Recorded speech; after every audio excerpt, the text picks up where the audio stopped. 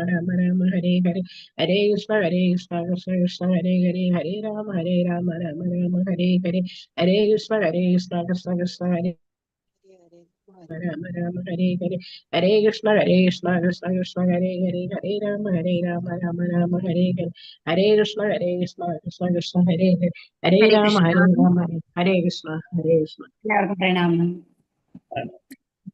മാതാജിയുടെ ഫോണിന്റെ പേരാ മാതാജി, അതുകൊണ്ടാണ് പേര് കാണാത്തത്. ഫോണിന്റെ പേരാണോ വരുന്നേ? ഫോണിന്റെ പേരാ വരുന്നത് Mataji. OnePlus Note T3 Lite 5G. ശരി മാതാജി, അപ്പൊ ഞാൻ ഒന്നും കൂടി ഞാൻ ലീവ് ഔട്ട് ചെയ്തിട്ട് വരാം കേട്ടോ. അല്ല, ഒരു മിനിറ്റ് നോക്കട്ടെ. ഹരേ കൃഷ്ണ. എന്താ ഇഷ്യൂ എന്ന് അറിയില്ലല്ലോ മാതാജി. അതുകൊണ്ട് ഞാൻ ആദ്യം കരുതി മാതാജി കാണുന്നില്ല പേര്.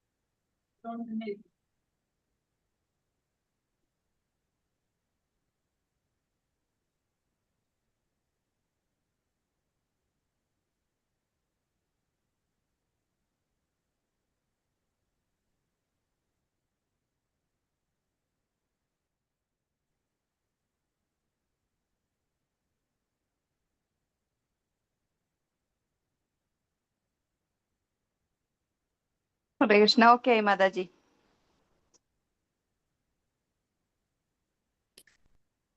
ഹരേ കൃഷ്ണ. ഓം ജ്ഞാനതിമിരാന്തസ്യ ജ്ഞാനാഞ്ജനശലാകയാ ചക്ഷുർമിലിതം യേന തസ്മൈ ശ്രീഗുരവേ നമഃ.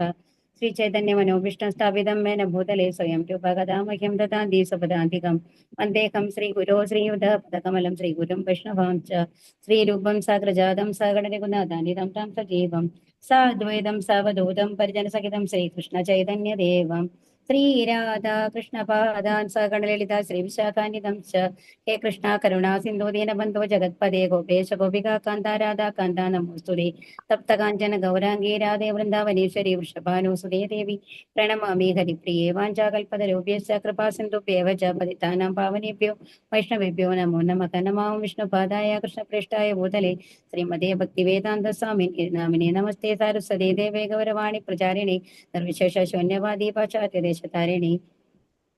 നമാം വിഷ്ണുപാദായ കൃഷ്ണപ്രേഷ്ഠായ ഭൂതലേ ശ്രീമതേ ജയപതാക സ്വാമിനേ നാമിനേ നമാചാര്യപാദായ നിതായ കൃപപ്രദായിനേ ഗൗരകഥാദാമതായ നഗരഗ്രാമധാരിണേ. ജയോ ശ്രീകൃഷ്ണ ചൈതന്യ പ്രഭോ നിത്യാനന്ദ ശ്രീ അദ്വൈത ഗദാധര ശ്രീവാസാദി ഗൗരഭക്തവൃന്ദ. ഹരേ കൃഷ്ണ കൃഷ്ണ കൃഷ്ണ ഹരേ ഹരേ ഹരേ രാമ രാമ രാമ ഹരേ ഹരേ. ഹരേ കൃഷ്ണ. ശ്രീ ശ്രീരാധാ ഭക്തരുടെ കീഴിലുള്ള ഭഗവത്ഗീത പഠനത്തിലേക്ക് എല്ലാവർക്കും സ്വാഗതം. എല്ലാവരും വിഷു ഒക്കെ നന്നായിട്ട് ആഘോഷിച്ചോ? ഹരേ കൃഷ്ണ. ഇന്നും വിഷുവിന്റെ ഹാങ് ഓവർ തീർന്നിട്ടില്ല തോന്നുന്നുണ്ട്. നമ്മളുടെ സ്ട്രെങ്ത് വളരെ കുറവായിട്ടാണ് കാണുന്നത്, അതുകൊണ്ടാണ് ചോദിച്ചത്. ഹരേ കൃഷ്ണ. അപ്പൊ നമ്മൾ എത്രാമത്തെ അധ്യായമാണ് നമ്മൾ പഠിക്കാൻ പോകുന്നത്? 8ാമത്തെ അധ്യായമാണ് അല്ലേ? അപ്പൊ ഇതില് അവസാനത്തെ ശ്ലോകം നമ്മൾ എന്താ പറഞ്ഞത്? വളരെ ഇമ്പോർട്ടന്റ് ആണ് കേട്ടോ. ഈ 7ാമത്തെ അധ്യായത്തിലെ അവസാനത്തെ ശ്ലോകത്തിൽ നിന്നാണ് നമ്മൾ 8ാമത്തെ അധ്യായം തുടങ്ങുന്നത്. എന്താ അവസാനത്തെ ശ്ലോകം പറഞ്ഞിരുന്നത്? എന്നെ അറിയുകയും സാരിയജ്ഞം ചയേ വിദുഹു പ്രയാണകാലേ വിചമാം തേ വിദുർ യുക്ത ചേതസക എന്നാണ് ആ ശ്ലോകത്തിൽ പറഞ്ഞത് അല്ലെ. എന്നെ അറിയുകയും എപ്പോഴും എന്നെ കുറിച്ചുള്ള ബോധം പുലർത്തുകയും ചെയ്യുന്നവർ എന്ത് ചെയ്യുന്നു? ഭൗതിക പ്രപഞ്ചങ്ങളുടെയും ദേവന്മാരുടെയും സർവ്വയജ്ഞങ്ങളുടെയും നിയന്താവായ ഭഗവാനാണ്. വളരെ ഇമ്പോർട്ടന്റ് ആയിട്ടുള്ള പോയിന്റാണ്, നോട്ട് ചെയ്യണം കേട്ടോ.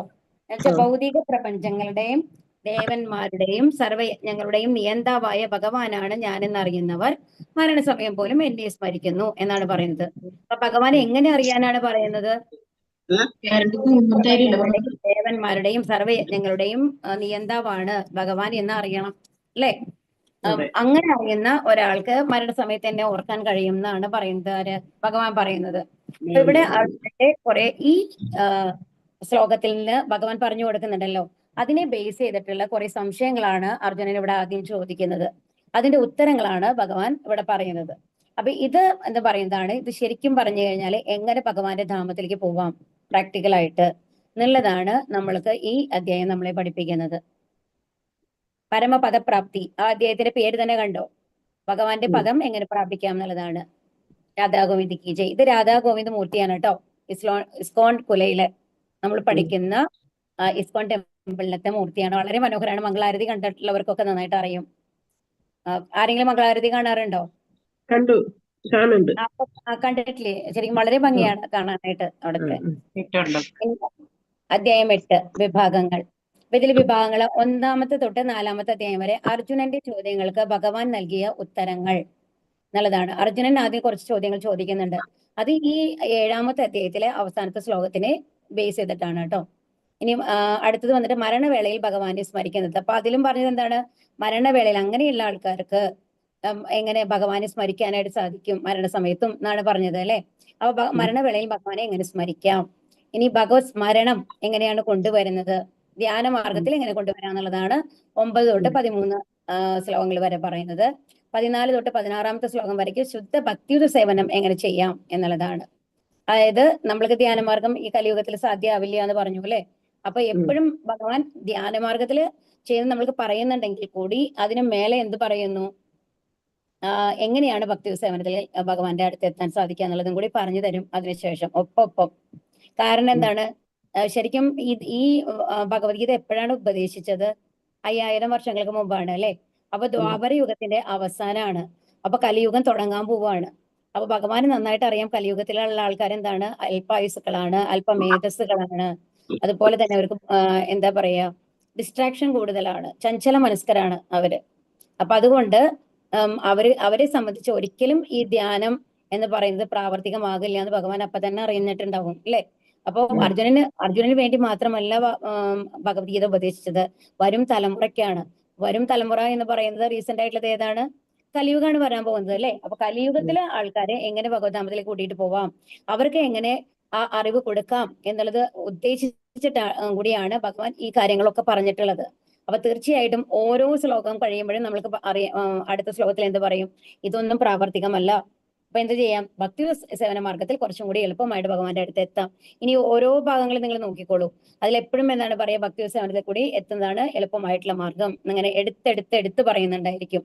അപ്പൊ ഒരു കാര്യം നമ്മൾ 10 തവണ എന്തിനാണ് നമ്മളോട് പറയുന്നത്, ഒരു തവണ പറഞ്ഞാൽ പോരെ എന്ന് ചോദിക്കാം. അതിനുള്ള ഉത്തരം എന്താണ്? നമുക്ക് മനസ്സിലാകണല്ലോ എത്ര പറഞ്ഞിട്ട്. നമ്മൾ അപ്പോഴാണ് നമ്മുടെ ഉള്ളിലേക്ക് കയറുള്ളൂ. കാരണം ഒരു തവണ പറഞ്ഞാലൊന്നും നമ്മൾ അനുസരിക്കുന്ന ആൾക്കാരല്ല. അവിടെ വീണ്ടും വീണ്ടും വീണ്ടും വീണ്ടും പറയുമ്പോൾ അങ്ങനെ മനസ്സിൽ ഇങ്ങനെ പതിയും എന്നും പറയില്ലേ, ഉപബോധ മനസ്സില്. അങ്ങനെ പതിക്കാൻ വേണ്ടിയിട്ടാണ് ഇത് വീണ്ടും വീണ്ടും പറയുന്നത്. അപ്പൊ ഇനി 8:17 to 8:22 ഭൗതികവും ആധ്യാത്മിക ലോകത്തിന്റെയും താരതമ്യം. ഇനി ആധ്യാത്മിക ലോകം എങ്ങനെയാണ്, ഭൗതിക ലോകം എങ്ങനെയാണെന്ന് പറയുന്നുണ്ട്. ഇനി ആധ്യാത്മിക ലോകത്തിന്റെ മഹാത്മ്യം പറയുന്നുണ്ട്. പിന്നെ അവസാനത്തെ ശ്ലോകങ്ങൾ എന്താണ് പറയുന്നത്, പരമോന്നത പ്രാപിക്കാനുള്ള ഭക്തിയുടെ പരമാധികാരം, ഭക്തിയിൽ കൂടെ എങ്ങനെ ഉന്നതി പ്രാപിക്കാം, ഭഗവാന്റെ അടുത്ത് എത്താം എന്നുള്ളതാണ്. അർജുനന്റെ ചോദ്യങ്ങൾക്ക് ഭഗവാൻ നൽകിയ ഉത്തരങ്ങളാണ് ആദ്യത്തെ 4 ശ്ലോകങ്ങൾ കേട്ടോ. ഇനി അർജുന ഉവാച കിം തദ് ബ്രഹ്മ കിം അധ്യാത്മം കിം കർമ്മ പുരുഷോത്തമ അതിഭൂതം ച കിം പ്രോക്ത അതിദൈവം കിം ഉച്യതേ.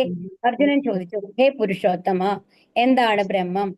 ആത്മാവ് എന്നാൽ എന്ത്? ഫലോദിഷ്ട കർമ്മം എന്നാൽ എന്ത്?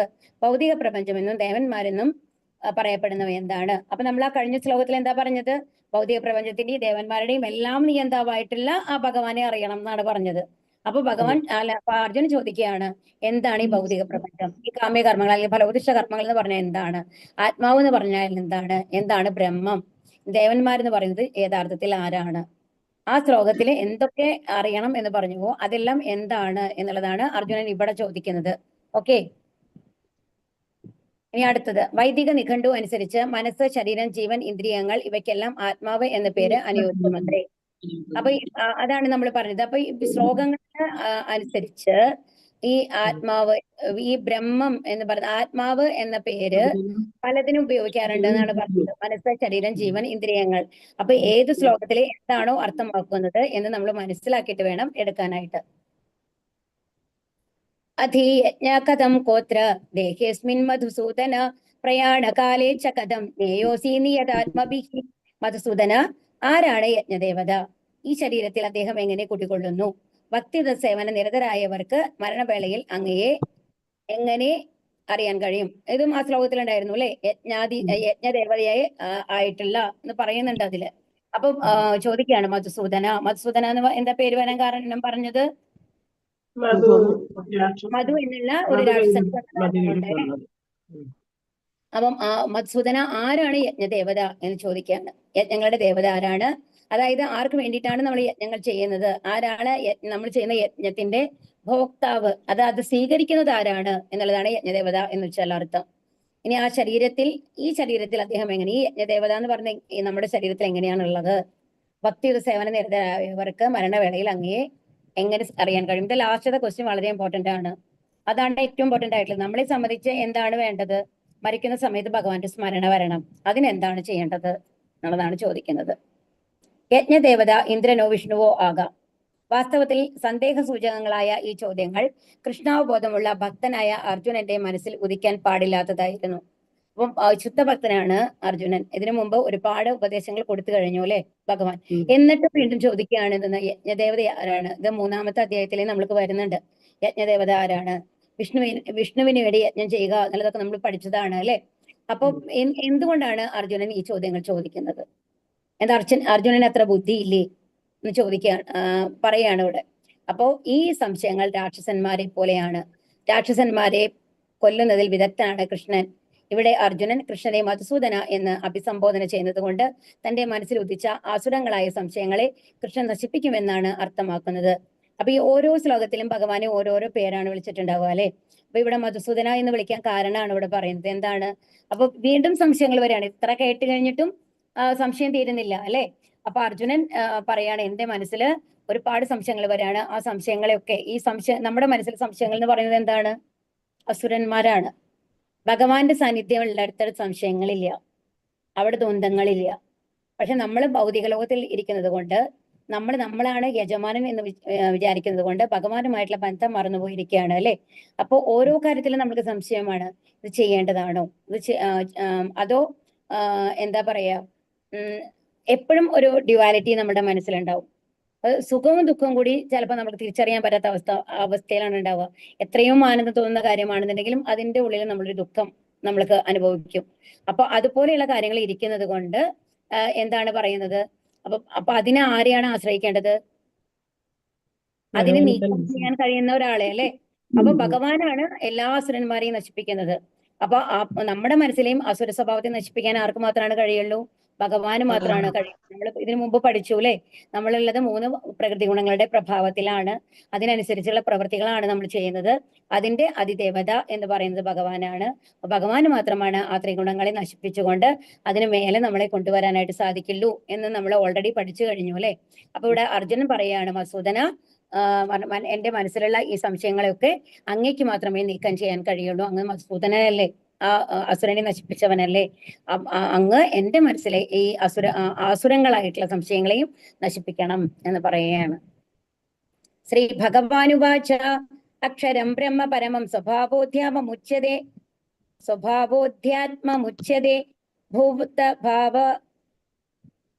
ഭൂതഭാവോദ്ഭവകരോ വിസർഗ കർമ്മ സംചിതഃ.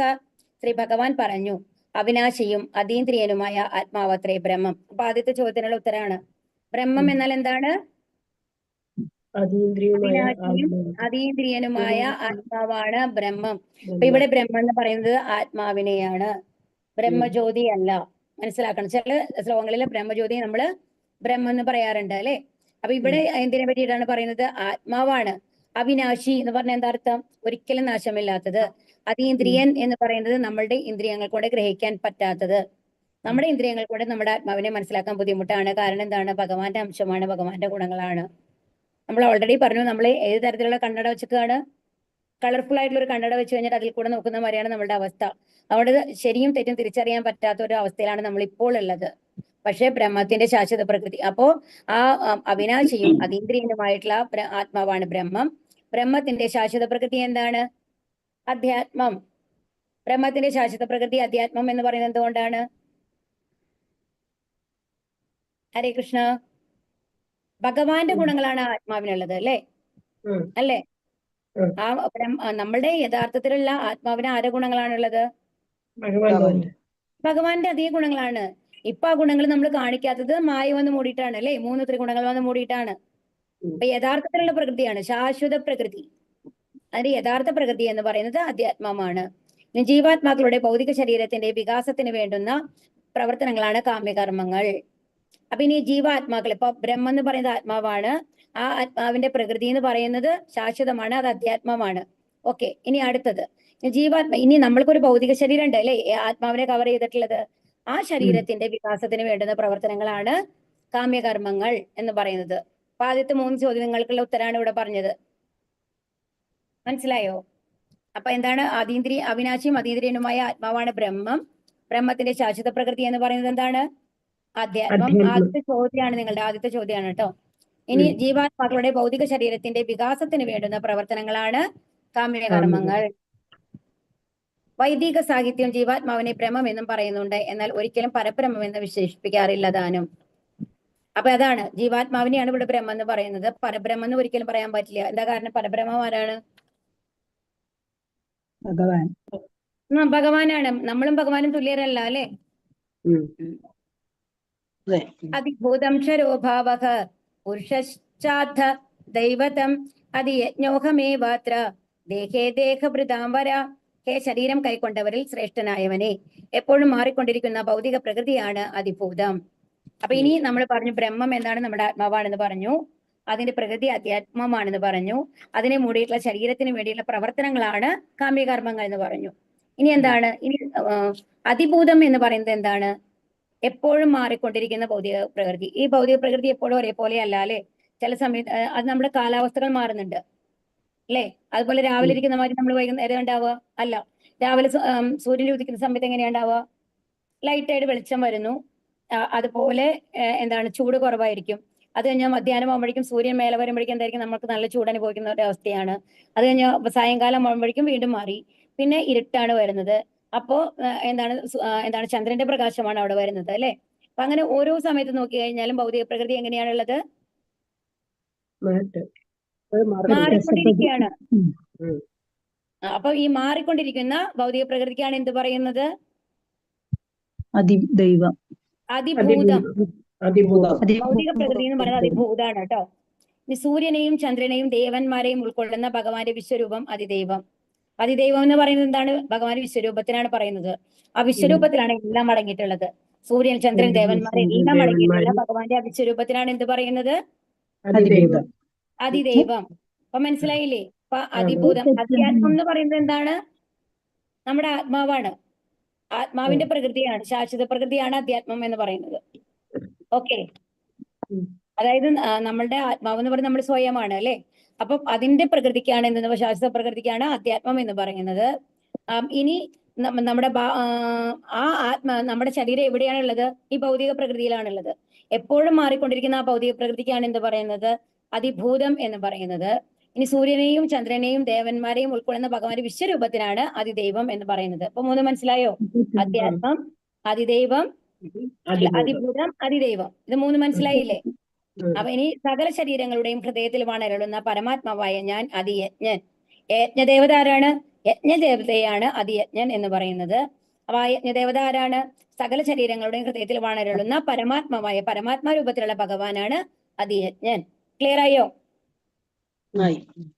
ഹരേ കൃഷ്ണ. ഇനി അടുത്ത ഭാഗമാണ്. ഇനിയിപ്പോ എല്ലാ ചോദ്യങ്ങൾക്കും ഉത്തരം വന്നു കഴിഞ്ഞു കേട്ടോ. ഇനി അടുത്തത് എന്താണ് പറയുന്നത്? ഇനി മരണവേളയിൽ ഭഗവാനെ എങ്ങനെ സ്മരിക്കാം എന്നുള്ളതാണ് നമ്മൾ നോക്കാൻ പോകുന്നത്. അപ്പൊ അതിന്റെ അവസാനം എന്താ പറഞ്ഞത്?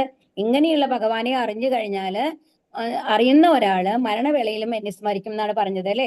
7ാമത്തെ അധ്യായത്തിൽ അവസാനത്തെ ശ്ലോകത്തിൽ അവസാനത്തെ ഭാഗം അതാണ്. അപ്പൊ ഇനി മരണവേളയിൽ ഭഗവാനെ എന്തിനാണ് സ്മരിക്കുന്നത്? എങ്ങനെ ആ സ്മരണ വരുത്താം എന്നുള്ളതാണ് ഇവിടെ പറയുന്നത്. മരണസമയത്ത് ഒരാൾ എന്തിനെ കുറിച്ചാണോ സ്മരിക്കുന്നത് അയാൾ തീർച്ചയായും അതിനെ പ്രാപിക്കും. അർജുനനോട് വ്യതിചലിക്കാതെ ധ്യാനിക്കാനും തന്റെ പ്രവർത്തനങ്ങൾ ഭഗവാനെ സമർപ്പിക്കാനും അങ്ങനെ ഭഗവാനെ നേടാനും കൃഷ്ണൻ ശുപാർശ ചെയ്യുന്നു. മരണസമയത്ത് ഒരാൾ എന്തിനെ കുറിച്ചാണോ സ്മരിക്കുന്നത് അയാൾ തീർച്ചയായും അതിനെ പ്രാപിക്കും എന്നാണ് പറയുന്നത്. അർജുനനോട് വ്യതിചലിക്കാതെ ധ്യാനിക്കാനും തന്റെ പ്രവർത്തനങ്ങൾ ഭഗവാന് സമർപ്പിക്കാനും അങ്ങനെ ഭഗവാനെ നേടാനും കൃഷ്ണൻ. ഇത് അർജുനോട് പറയുന്ന ഉദ്ദേശം ആരോടുള്ളതാണ്? ഉപദേശം നമ്മളോടുള്ളതാണ്. എന്ത് ചെയ്യണം? വ്യതിചലിക്കാതെ ധ്യാനിക്കണം. എപ്പോഴും ഭഗവാന്റെ സ്മരണ ഉണ്ടാവണം. നമ്മുടെ പ്രവർത്തനങ്ങളെല്ലാം ആർക്ക് സമർപ്പിക്കണം? ഭഗവാന് സമർപ്പിക്കണം. അങ്ങനെ ഭഗവാനെ നേടാൻ സാധിക്കും എന്ന് പറയുകയാണ്. അന്ധകാലേച്ഛ മാമേവ സ്മരൻ മുക്ത്വാ കളേബരം യപ്രയാതി സമദ്ഭാവം യാതിനാസ്ത്യസ്ത്ര സംശയക. ഇവിടെ യാതീന്നില്ല കേട്ടോ, യാതീന്നേ ഉള്ളൂ കേട്ടോ അവസാനത്തെ ലൈൻ. മരണസമയത്ത് എന്നെ തന്നെ സ്മരിച്ചുകൊണ്ട് ശരീരം ത്യജിക്കുന്നവൻ എന്റെ ഭാവത്തെ ഉടൻ തന്നെ പ്രാപിക്കുമെന്നതിന് സംശയമില്ല. ഭീഷ്മദേവരെയാണ് ഇവിടെ കാണിക്കുന്നത് അല്ലെ? നമ്മളിതിനു മുമ്പും പറഞ്ഞു വിഷ്ണു സഹസ്രനാമമാണ് ചൊല്ലിക്കൊണ്ടിരുന്നത്. അതും ഭഗവാനെ മുമ്പിൽ കാണുന്നുണ്ടായിരുന്നു. ഭഗവാനെ കണ്ടുകൊണ്ട് ആണ് ആര് മരിച്ചത്? ഭീഷ്മര് മരിച്ചത്. അപ്പോഴും എപ്പോഴും ഭയങ്കര നല്ല ഒരു ഭാഗമാണ് ഭാഗവതത്തിലെ ആദ്യത്തെ സ്കന്ധത്തിലെ 9ാമത്തെ അധ്യായം ഭീഷ്മസ്തുതിയാണ്. ഭീഷ്മരുടെ വിടവാങ്ങലാണ്, ദേഹവിയോഗത്തെ കുറിച്ചിട്ടുള്ള ഒരു അധ്യായമാണ്. അതിമനോഹരമായിട്ടുള്ള ഒരു അധ്യായമാണ് കേട്ടോ അത്. അതിൽ വന്നു കഴിഞ്ഞിട്ട് ഭീഷ്മസ്തുതി എന്ന് പറഞ്ഞിട്ടുള്ള ഒരു 10 ശ്ലോകങ്ങളുണ്ട്, 32ാമത്തെ തൊട്ട് 42ാമത്തെ വരെയായിട്ട്. അപ്പൊ അതില് ഭീഷ്മര് ഭഗവാനെ ഇങ്ങനെ ധ്യാനിക്കുന്നു എന്നുള്ളതാണ്.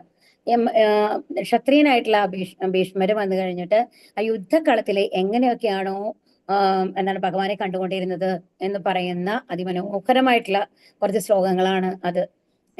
അപ്പൊ നമ്മൾക്ക് മനസ്സിലാവും ഭീഷ്മര് വന്നിട്ട് യുദ്ധം ചെയ്യുമ്പോൾ യഥാർത്ഥത്തിൽ യുദ്ധം ചെയ്യുകയായിരുന്നില്ല. ശരിക്കും അത് ഭഗവാന് വേണ്ടിയിട്ടാണ് യുദ്ധം ചെയ്തിരുന്നത്. യുദ്ധം എന്ന് പറയുന്നത് ഒരു മറ മാത്രമാണെന്ന് നമ്മൾക്ക് മനസ്സിലാവും. കാരണം ആ ശ്ലോകങ്ങളിൽ ഓരോ നിമിഷവും ഭഗവാൻ എങ്ങനെ ഉണ്ടായിരുന്നു എന്നുള്ളതാണ്. ആദ്യം ആ തീരാളിയായിട്ട് പട്ടുടയാട് എടുത്തു കഴിഞ്ഞിട്ട് ഭഗവാൻ നിൽക്കുന്നത്. അതില് ഭഗവാന്റെ ആ ഡ്രസ്സിൽ വന്നു കഴിഞ്ഞിട്ട് സൂര്യരശ്മികൾ പതിക്കുമ്പോൾ അത് സ്വർണം പോലെ തിളങ്ങുന്നത്. ഒന്ന് ആലോചിച്ച് നോക്കൂ, യുദ്ധക്കളത്തിൽ നിന്ന് കഴിഞ്ഞിട്ട് ഒരാളുടെ സൗന്ദര്യം ആസ്വദിക്കാൻ ഒരാൾക്ക് കഴിയണമെന്നുണ്ടെങ്കിൽ യുദ്ധമാണ് നടക്കാൻ പോകുന്നത്. അടുത്ത നിമിഷം എന്ത് വേണമെങ്കിൽ സംഭവിക്കാം അല്ലെ? അങ്ങനത്തെ ഒരു യുദ്ധക്കളത്തിൽ നിന്നിട്ടാണ് ഭഗവാനെ ഭീഷ്മർ ധ്യാനിച്ചിട്ടുള്ളത് എന്ന് ആലോചിക്കണം. അങ്ങനെ ഓരോന്നും അതുപോലെ തന്നെ എന്താണ് ഭീഷ്മര് പറയുന്നുണ്ട്, എന്താണ് ഒരുപാട് അസ്ത്രങ്ങൾ മേലെ വന്നിട്ടുള്ള ആ ഭഗവാന്റെ രൂപം. അപ്പൊ ഓരോ അസ്ത്രങ്ങളും ഭഗവാൻ സ്വീകരിച്ചിരുന്നത് റോസാപുഷ്പങ്ങൾ പോലെയാണ് എന്നുള്ളതാണ്. ശുദ്ധഭക്തന്റെ കയ്യിലുള്ള അസ്ത്രങ്ങൾ പോലും റോസാപുഷ്പങ്ങൾ പോലെയാണ് ഭഗവാൻ സ്വീകരിക്കുന്നത് എന്നുള്ളതാണ് അതിൽ പറയുന്നത്. അതും വളരെ മനോഹരമായിരിക്കും. അതുപോലെ പറയുന്നുണ്ട് അതിനുശേഷം ഭഗവാൻ എന്താണ് പാർത്ഥസാരഥി രൂപത്തിലുള്ള ആ ഭഗവാൻ എന്താണ് തേരിന്റെ ചക്രം ഊരുന്നുണ്ട് അല്ലെ? ഭീഷ്മരെ കൊല്ലുന്നതിന് വേണ്ടിയിട്ട് ആ വരുന്ന രൂപം. അങ്ങനെയൊക്കെ ധ്യാനിക്കുന്ന ഭീഷ്മരെ നമ്മളൊക്കെ കാണാനായിട്ട് സാധിക്കും. അപ്പൊ മരണസമയത്ത് ഭഗവാനെ ധ്യാനിക്കുന്നവർ തീർച്ചയായിട്ടും എവിടേക്കാണ് പോകുന്നത്? ഭഗവാന്റെ അടുത്തേക്ക്. എല്ലാവരും കഴിയുന്ന അതും ഭാഗവത ക്ലാസ്സുകൾ കേൾക്കാൻ ശ്രമിക്കണം കേട്ടോ. വളരെ നന്നായിട്ട് ഭാഗവതം പഠിക്കണം ശരിക്കും. അപ്പോഴാണ് ശരിക്കും ആ ഭഗവാന്റെ ലീലകളൊക്കെ നമ്മൾ പൂർണ്ണമായിട്ടും ഉൾക്കൊള്ളാനായിട്ട് സാധിക്കുക. ഭഗവത്ഗീത എന്ന് പറയുന്നത് ഒരു ഇൻസ്ട്രക്ഷൻ ആണ്. നമ്മൾക്ക് പറയണം ഇങ്ങനെ ചെയ്യൂ അങ്ങനെ ചെയ്യൂ എന്ന് നമ്മളോട് പറയുകയാണ് ചെയ്യുന്നത്. എന്നാൽ ഭാഗവതം അതിന്റെ വിജ്ഞാനമാണ്. പ്രാക്ടിക്കലായിട്ട് ശുദ്ധ ഭക്തരിലൂടെ നമ്മളെ പഠിപ്പിക്കുകയാണ് ഭഗവാൻ എങ്ങനെയാണ് ഒരു ഭക്തനാവേണ്ടത്, എങ്ങനെയാണ് ഒരു ഭഗവാനിലേക്ക് എത്തേണ്ടത് എന്നുള്ളത്. അത് കൂടുതൽ മനോഹരമാണ്, പഠിക്കാനും നന്നായിട്ടുണ്ടാവും കഥകളായതുകൊണ്ട്. ഈ ശ്ലോകം കൃഷ്ണാവബോധത്തിന്റെ പ്രാധാന്യം ഊന്നി പറയുന്നു. കൃഷ്ണാവബോധത്തോടെ ദേഹത്യാഗം ചെയ്യുന്നവൻ ഉടനെ ഭഗവാന്റെ അതീന്ദ്രിയ ഭാവം കൈക്കൊള്ളുന്നു. അപ്പൊ ഇവിടെ എന്താ പറയുന്നത്? കൃഷ്ണാവബോധത്തിന്റെ അതാണ്. ഇപ്പൊ നമ്മൾക്ക് മരിക്കുന്ന സമയത്ത് ഭഗവാനെ സ്മരിക്കണം എന്ന് പറഞ്ഞു. അപ്പൊ നമ്മൾക്ക് എന്താണ്? നമ്മൾക്കിപ്പോ ഇപ്പോഴും നമ്മുടെ വിചാരം എന്താണ്? നമ്മളിപ്പോ ഒന്നും മരിക്കാൻ പോകുന്നില്ല, നമ്മൾ 80കളിലോ 90കളിലോ ആണ് മരിക്കുന്നത് എന്നാണ് അല്ലെ? അപ്പൊ ആ സമയത്ത് ഭഗവാനെ ഓർത്താ പോരെ എന്ന് ചോദിച്ചാൽ എന്താണ് നിങ്ങളുടെ അഭിപ്രായം? ഹരേ കൃഷ്ണ. അപ്പൊ കിട്ടില്ല. കാരണം എന്താണ്? നമ്മൾക്ക് പ്രാക്ടീസ് ഇല്ല. പറഞ്ഞോളൂ. പ്രാക്ടീസ് ഇല്ല. പ്രാക്ടീസ് ഇല്ല. എക്സാക്ട്ലി കറക്റ്റ് ആണ് മാതാജി. പ്രാക്ടീസ് ഇല്ലാണ്ട് ഒരു കാര്യം നമ്മൾക്ക് ചെയ്യാൻ പറ്റില്ല. അത് സ്ഥിരം നമ്മൾ സ്മരിച്ചുകൊണ്ടിരുന്നാലാണ് ആ സമയത്ത് നമ്മൾക്ക് സ്മരണ ഓർമ്മ വരുള്ളൂ. വരും. നമ്മൾ റെഗുലർ ആയിട്ട് നമ്മൾ എന്താണോ ധ്യാനിക്കുന്നത്, എന്തിലാണോ ശ്രദ്ധ പതിപ്പിക്കുന്നത്, അത് തന്നെയാണ് മരണസമയത്തും വരിക. ഇപ്പൊ അജാമളനെ സംബന്ധിച്ച് ആരെയാണ് അദ്ദേഹം വിളിച്ചത്? തന്റെ മകനെയാണ്. മകനോടാണ് മകനെ ഏറ്റവും വിളിച്ചു. കൂടുതൽ അറ്റാച്ച്മെന്റ് അല്ലെ? ഉം. അതുകൊണ്ട് മകനെയാണ് ഓർത്തത്. മകന്റെ പേര് നാരായണനായതുകൊണ്ടാണ് ഒരു സെക്കൻഡ് ചാൻസ് കിട്ടിയത് അല്ലെ? അപ്പൊ ഒന്ന് ആലോചിച്ച് അതെ. നോക്കൂ. അപ്പൊ അതിന് വേണ്ടിയിട്ട് അതുകൊണ്ടാണ് ഇവിടെ പറയുന്നത് ഈ ശ്ലോകം കൃഷ്ണാവബോധത്തിന്റെ പ്രാധാന്യം ഊന്നി പറയുന്നു. കൃഷ്ണാവബോധത്തോടെ ദേഹത്യാഗം ചെയ്യുന്നവൻ ഉടനെ ഭഗവാന്റെ അതീന്ദ്രിയ ഭാവം കൈക്കൊള്ളുന്നു. ഭക്തിപൂർവമായ സേവനത്തിലൂടെ കൃഷ്ണാവബോധം പുലർത്തിപ്പോരാത്ത ഒരു ജീവന് പവിത്രതയില്ലാത്തത് കൊണ്ട് കൃഷ്ണസ്മരണ സാധ്യമാവില്ല. മനസ്സിലായോ? അതുകൊണ്ട് ഒരാൾ ജീവിതത്തിന്റെ ആരംഭഘട്ടം മുതൽക്കേ കൃഷ്ണാവബോധം ശീലിക്കണം. നിര്യാണ വേളയിൽ വിജയം വരിക്കണമെങ്കിൽ കൃഷ്ണസ്മരണ അത്യന്താപേക്ഷിതമാണ് താനും. അതാണ് ഭഗവാൻ ആകെക്കൂടി ഒരു കണ്ടീഷനെ പറഞ്ഞിട്ടുള്ളൂ. എന്താണ്? വളരെ എളുപ്പമാണ് അല്ലെ? മരിക്കുന്ന സമയത്ത് എന്നെ ഓർക്കണം. അത് എത്ര എളുപ്പമാണെന്ന് തോന്നും. പക്ഷെ അത് അത്ര എളുപ്പമല്ല എന്ന് ഇവിടെ പറയുകയാണ്. ജീവിതത്തിന്റെ ആരംഭഘട്ടം മുതൽ ഭഗവാനെ സ്മരിക്കുന്ന ഒരാൾക്ക് മാത്രമാണ് നിര്യാണ വേളയിൽ നമ്മൾക്ക്, അതാണ് നമ്മുടെ യഥാർത്ഥ പരീക്ഷ. ഇതുവരെ നമ്മൾ കോളേജിൽ പഠിച്ചോ, സ്കൂളിൽ പഠിച്ചോ, അല്ലെങ്കിൽ വേറെ എന്തെങ്കിലും എന്താണ് കോഴ്സുകൾ ചെയ്തോ, അതിൽ വിജയിച്ചോ, ഇതൊന്നും നമ്മൾക്ക് അവിടെ വില പോവില്ല. നമ്മൾ IAS എടുത്തു കഴിഞ്ഞാലും കളക്ടറായി കഴിഞ്ഞു കഴിഞ്ഞാലും ഏറ്റവും വലിയ പണക്കാരനായിരുന്നാലും അതൊന്നും ഭഗവാന്റെ മുമ്പിൽ വാലിഡ് അല്ല എന്ന് മനസ്സിലാക്കണം. എന്താണ്? കൃഷ്ണസ്മരണ വരുന്നത് മാത്രമാണ് അവിടുത്തെ പരീക്ഷണം. അപ്പൊ ഇതിനു വേണ്ടി അപ്പൊ എത്ര വലിയ നമ്മൾക്ക് കൃഷ്ണസ്മരണ കൊണ്ട് എന്താണ് ഭഗവാൻ നമ്മളോട് പ്രോമിസ് ചെയ്യുന്നത്? ഭഗവാന്റെ അടുത്തേക്ക് കൊണ്ടുപോകും എന്നുള്ളതാണ്. അപ്പൊ ഒന്ന് ആലോചിച്ച് നോക്കൂ. ആ ഒരൊറ്റ ഒരു കണ്ടീഷൻ മാത്രമാണ് നമ്മൾക്ക് തന്നിട്ടുള്ളത്. ഈ ഒരു ഇത് നിരന്തരമായ പ്രാക്ടീസിലൂടെ ചെയ്യാനായിട്ട് അതിന് ഏതെങ്കിലും വിദ്യാഭ്യാസ യോഗ്യത ആവശ്യമുണ്ടോ? ഏതെങ്കിലും ശാരീരിക യോഗ്യത ആവശ്യമുണ്ടോ? ഒരാൾക്ക് കണ്ണ് കാണില്ല, ചെവി കേൾക്കില്ല, ഇതെല്ലാം കൃഷ്ണസ്മരണയ്ക്ക് ബാധകമാണോ? അല്ല. അതാണ് പറയുന്നത്, ഈ ലോകത്തിൽ ജനിക്കുന്ന ഏതൊരാൾക്കും ഭഗവാന്റെ അടുത്തെത്താൻ തരത്തിലുള്ള ഒരു പരീക്ഷയാണ് നമ്മൾക്ക് തരുന്നത്. പക്ഷെ എന്ത് വേണം? അത് നിരന്തരം അഹൈതുകി അപ്രതിഹത, നിരന്തരമായി നമ്മൾ പ്രാക്ടീസ് ചെയ്താലാണ് അത് നമ്മൾക്ക് സാധിക്കുള്ളൂ എന്നുള്ളതാണ്. യം യം വാപീസ്മരൻ ഭാവം ത്യജത്യന്തേ കളേവരം തം തമേവൈതി കൗന്ദേയ സദാ തദ്ഭാവ ഭാവിതക. എന്തിനെ കുറിച്ചാണോ മരണവേളയിൽ ഒരാൾ സ്മരിക്കുന്നത്, ഹേ കുന്തി പുത്ര, അയാൾ തീർച്ചയായും അതിനെ പ്രാപിക്കും. അപ്പൊ ആദ്യം എന്താ പറഞ്ഞത്? അന്ധകാലേച്ച മാമേവ അല്ലെ? അപ്പൊ മരിക്കുന്ന സമയത്ത് എന്നെ സ്മരിക്കണം, അപ്പൊ നിങ്ങൾ എന്റെ അടുത്ത് എത്തുന്നു. അപ്പൊ ഇനി ഭഗവാൻ അതിനെ ഒരു ക്ലാരിഫിക്കേഷൻ വിസ്തരിച്ച് പറയുകയാണ്, വിസ്തരണം തരികയാണ്. എന്താണ്? യം യം വാപി സ്മരൺ ഭാവം, ഏത് സ്മരണയാണോ മരിക്കുന്ന സമയത്ത് നിങ്ങൾക്കുണ്ടാകുന്നത് ആ തരത്തിലുള്ള ഒരു ജന്മമാണ് നിങ്ങൾക്ക് ലഭിക്കുക എന്ന്. എന്തിനെ കുറിച്ചാണോ മരണവേളയിൽ ഒരാൾ സ്മരിക്കുന്നത്, ഹേ കുന്തിപുത്ര, അയാൾ തീർച്ചയായും അതിനെ പ്രാപിക്കും. ഇപ്പൊ നമ്മൾ വളരെ ആൾക്കാര് ശരിക്കും പറഞ്ഞു കഴിഞ്ഞാൽ ഒരുപാട് മൃഗസ്നേഹികളായിട്ടുള്ള ആൾക്കാരുണ്ട് അല്ലെ? അത് തെറ്റെന്ന് നമ്മൾക്ക് പറയാൻ പറ്റില്ല. കമ്പാഷനാണ്. എല്ലാ ജീവജാലങ്ങളെയും ഒരുപോലെ കാണണം തന്നെയാണ് ഭഗവാൻ പറയുന്നത്. പക്ഷേ നമ്മൾ വീടിന്റെ ഉള്ളിൽ വളർത്തി മക്കളെ പോലെ അതിനെ എന്താണ് പാല് കൊടുത്ത്, പാലല്ല സോറി, അതിനെന്തൊക്കെയാണ്, നായക്ക് എന്ന് പറയുമ്പോൾ അതിന്റെ സാധനങ്ങളാണല്ലോ, കാലുകളോ അങ്ങനത്തെ എന്തെങ്കിലുമൊക്കെ കൊടുത്ത് അതിനെ വളരെ രീതിയിൽ അതിനെ കുളിപ്പിച്ച് എല്ലാം ചെയ്ത് ആ ഒരു പ്രാക്ടീസിൽ ഇരിക്കുന്ന സമയത്താണ് നമ്മൾ മരിക്കുന്നത് എന്നുണ്ടെങ്കിൽ നമ്മുടെ സ്മരണ ആരുടെ മേലെയായിരിക്കും? വളർത്തുമൃഗങ്ങളുടെ മേലെയായിരിക്കും. അപ്പൊ അടുത്ത ജന്മത്തിൽ നമ്മൾ ജനിക്കാൻ പോകുന്ന ഒരു നായയായിട്ടായിരിക്കും. അതുകൊണ്ടാണ് പറയുന്നത് ഓവർ അറ്റാച്ച്മെന്റ് പാടില്ല എന്നുള്ളത്. എപ്പോഴും നമ്മുടെ ഉള്ളിൽ ഒരു വിരക്തി ഉണ്ടാവണം. എന്താണെന്നുണ്ടെങ്കിൽ നോക്കണ്ടെന്നല്ല, അതിനെ സ്നേഹിക്കണം, അതിന്റെ കാര്യങ്ങൾ ചെയ്തു കൊടുക്കണം. പക്ഷെ നിറയെ പേര് പറയണ കേട്ടിട്ടുണ്ട്, നമ്മുടെ ആൾക്കാരൊക്കെ പറയും എന്താണെന്നുണ്ടെങ്കിൽ എന്റെ മക്കളെയും കൂടി പോയാലും കുഴപ്പമില്ല, അവർക്കൊന്നും നന്ദിയില്ല, പക്ഷെ നായിക്ക് നന്ദിയുണ്ട്, അതെന്നെ കാണുമ്പോൾ വാലാട്ടും, എനിക്ക് എന്തെങ്കിലും വയ്യാന്നുണ്ടെങ്കിൽ അതിന്റെ വിഷമം കാണണം. ഇതൊക്കെ ഒരുപാട് പേര് പറയുന്ന കാണുന്നുണ്ട്. പക്ഷെ നമ്മൾ മനസ്സിലാക്കേണ്ടത് എന്താണെന്നുണ്ടെങ്കിൽ ഇതിനൊരു മറുവശമുണ്ട്. നമ്മൾ ഓവറായിട്ട് അറ്റാച്ച്ഡ് ആവുകയാണ് ചെയ്യുന്നത്. ഈ അറ്റാച്ച്മെന്റ് അവസാനം നമ്മൾക്ക് എന്ത് ചെയ്യുന്നു? നമ്മളെ ബന്ധിപ്പിക്കുകയാണ് ചെയ്യുന്നത്, ബന്ധങ്ങളിലേക്ക് കൊണ്ടുവരികയാണ് ചെയ്യുന്നത്. വീണ്ടും ഒരു ജന്മം വേണം. ഓവറായിട്ട് അറ്റാച്ച്മെന്റ് ആണെങ്കിൽ ഏതിനോടാണോ നമ്മൾക്ക് ഓവറായിട്ട് ആസക്തി കാണിക്കുന്നത് അത്തരത്തിലുള്ള ഒരു ജന്മമാണ് നമ്മൾക്ക് ലഭിക്കാൻ പോകുന്നത്. അപ്പൊ എത്ര നായകളെ സ്നേഹിച്ച് വളർത്തുന്ന ഒരമ്മയാണെങ്കിലും ഒരച്ഛനാണെന്നുണ്ടെങ്കിലും ഒരു നായയുടെ ജന്മം തനിക്ക് ലഭിക്കണം എന്ന് ആഗ്രഹിക്കുവോ? ഹരേ കൃഷ്ണ, ഇല്ലല്ലോ. അതാണ് നമ്മൾ മനസ്സിലാക്കേണ്ടത്. അപ്പൊ ഭഗവാൻ പറയുന്നത് എന്താണെന്നുണ്ടെങ്കിൽ ഓവറായിട്ട് അറ്റാച്ച്മെന്റ് പാടില്ല, നന്നായി നോക്കണം. ഓക്കെ, അതിനെ സംരക്ഷിക്കുന്നത് ഓക്കെയാണ്. പക്ഷെ മരിക്കുന്ന സമയത്ത് അതിനെ ഓർക്കുന്ന ലെവലുള്ള ഒരു അറ്റാച്ച്മെന്റ് അതിനോട് കൊണ്ടുവരാൻ പാടില്ല എന്നുള്ളതാണ്. കൃഷ്ണസ്മരണയോടെ ശരീരം ത്യജിക്കുന്നവർ അതീന്ദ്രിയമായ ഭഗവത് പദം പോകുന്നു. മറ്റേതെങ്കിലും സ്മരണ പുലർത്തിക്കൊണ്ട് മരിക്കുന്നവർ ഈ അവസ്ഥയിൽ എത്തുകയില്ല. ഇത് സവിശേഷ ശ്രദ്ധയെ അർഹിക്കുന്ന സംഗതിയാണ്. എന്ത് വേണം? നമ്മൾക്ക് എന്താണ് വേണ്ടത്? നമ്മുടെ അവസാന പരീക്ഷ എന്ന് പറയുന്നത് എന്താണ്? യഥാർത്ഥ പരീക്ഷ എന്ന് പറയുന്നത്, നമ്മുടെ മനുഷ്യ ജീവിതത്തിലെ ഓരോരുത്തരുടെയും യഥാർത്ഥ പരീക്ഷ എന്ന് പറയുന്നത് മരിക്കുന്ന സമയത്ത് ഭഗവാനെ സ്മരിക്കുക എന്നുള്ളതാണ്. അപ്പൊ കൃഷ്ണസ്മരണയോടെ ശരിക്കുന്നവർ എവിടെത്തും? ഭഗവാന്റെ അടുത്തെത്തും. അല്ലാത്തവർ ആ അവസ്ഥയിലെത്തുകയില്ല. തസ്മാത് സർവേഷു കാലേഷു മാമൻ സ്മരയുത്യ ച മയ്യർപ്പിതമനോ ബുദ്ധിർ മാമേ വൈശ്യസ്യ സംശയഃ. അതിനാൽ അർജുന, ശ്രീകൃഷ്ണ രൂപത്തിൽ എന്നെ നീ ഓർമ്മിക്കുക. അപ്പൊ ഇതില് ക്ലിയർ കട്ടായിട്ട് ഭഗവാൻ പറയുന്നുണ്ട്. ഏത് രൂപത്തിലാണ് ഭഗവാനെ ഓർക്കേണ്ടത്? ശ്രീകൃഷ്ണ രൂപത്തിൽ. അപ്പൊ ഭഗവാന്റെ യഥാർത്ഥ രൂപം എന്താണെന്നുള്ളത് ഇനി ആർക്കെങ്കിലും സംശയം ഉണ്ടോ? ഭഗവാൻ തന്നെയാണ് പറയുന്നത്, ശ്രീകൃഷ്ണ രൂപത്തിൽ എന്നെ ഓർക്കൂ, നീ എപ്പോഴും എന്നെ ഓർക്കുക. അതോടൊപ്പം തന്നെ നിയതകർമ്മമായ യുദ്ധം നിർവഹിക്കുക. സ്വകർമ്മങ്ങളെല്ലാം എനിക്കായി അർപ്പിച്ചും മനോബുദ്ധികൾ എന്നിൽ ഉറപ്പിച്ചുമിരുന്നാൽ നീ എന്നെ പ്രാപിക്കും, സംശയമില്ല. അപ്പൊ ഇവിടെ അർജുനോട് എന്തുപദേശമാണ് ഭഗവാൻ കൊടുക്കുന്നത്? ശ്രീകൃഷ്ണ രൂപത്തിൽ എന്നെ ഓർക്കുക, എന്നിട്ട് യുദ്ധം ചെയ്യുക. യുദ്ധം ചെയ്യുമ്പോൾ യുദ്ധത്തിൽ ജയിക്കണം അല്ലെങ്കിൽ തോൽക്കും എന്നുള്ള പേടിയോ ജയത്തിനോടുള്ള ആകാംക്ഷയോ ഒന്നും വേണ്ട. എന്താണ് വേണ്ടത്? ഭഗവാനെ സ്മരിച്ചുകൊണ്ട് യുദ്ധം ചെയ്യുക. ഭഗവാനെ സ്മരിച്ചുകൊണ്ട് യുദ്ധം ചെയ്യുമ്പോൾ എന്താ അതിന്റെ ഗുണം? ഭഗവാനാണ് നമ്മളെ നയിക്കുന്നത്. അപ്പൊ ഒരിക്കലും നമ്മുടെ ലക്ഷ്യങ്ങൾ തെറ്റില്ല. കാരണം ഭഗവാനാണ് നമ്മൾക്ക് ലക്ഷ്യം തരുന്നതും ലക്ഷ്യത്തിൽ നിന്ന് വ്യതിചലിപ്പിക്കുന്നതും, അല്ലെ? അപ്പൊ എന്താണ്? ഭഗവാനെ മനസ്സിൽ വഹിച്ചുകൊണ്ട് യുദ്ധം ചെയ്യുന്ന ഒരാൾക്ക് എപ്പോഴെങ്കിലും തെറ്റുപറ്റോ? ഇല്ല. അതാണ് പറയുന്നത്. അതാണ് നമ്മൾ മനസ്സിലാക്കേണ്ടത്. നമ്മൾ എന്താണ് വിചാരിക്കുന്നത്? നമ്മൾ പ്രയോറിറ്റൈസ് ചെയ്യണോ? ഇന്ന് എക്സാം ആണ്, ഞാൻ നാമജലന്നില്ല, നമ്മൾ തീരുമാനിച്ചു. പക്ഷെ നമ്മൾ എന്താണ് മനസ്സിലാക്കേണ്ടത് എന്നുണ്ടെങ്കിൽ, എക്സാമിന് വേണ്ടിയുള്ള ഒരു പ്രിപ്പറേഷൻ എന്ന് പറയുന്നത് എക്സാം തലേദിവസം അറിയുന്നതല്ല, അല്ലെ? ഒരു വർഷം മുമ്പ് നമ്മൾക്ക് അറിയാം അടുത്ത കൊല്ലം ഇന്ന സമയത്ത് നമ്മൾക്ക് എക്സാം ഉണ്ടെന്ന്. അത് ഒരു കൊല്ലത്തെ പരിശീലനമാണ്. ആ പരിശീലന വേളയിൽ എന്താ വേണ്ടത്? ഭഗവാനെ സ്മരിച്ചുകൊണ്ട് ഓരോ പ്രിപ്പറേഷനും നമ്മൾ ചെയ്യുക. അപ്പൊ ആ സമയത്ത് അന്നും ഭഗവാനെ സ്മരിക്കുക, എന്നിട്ട് പോവുക.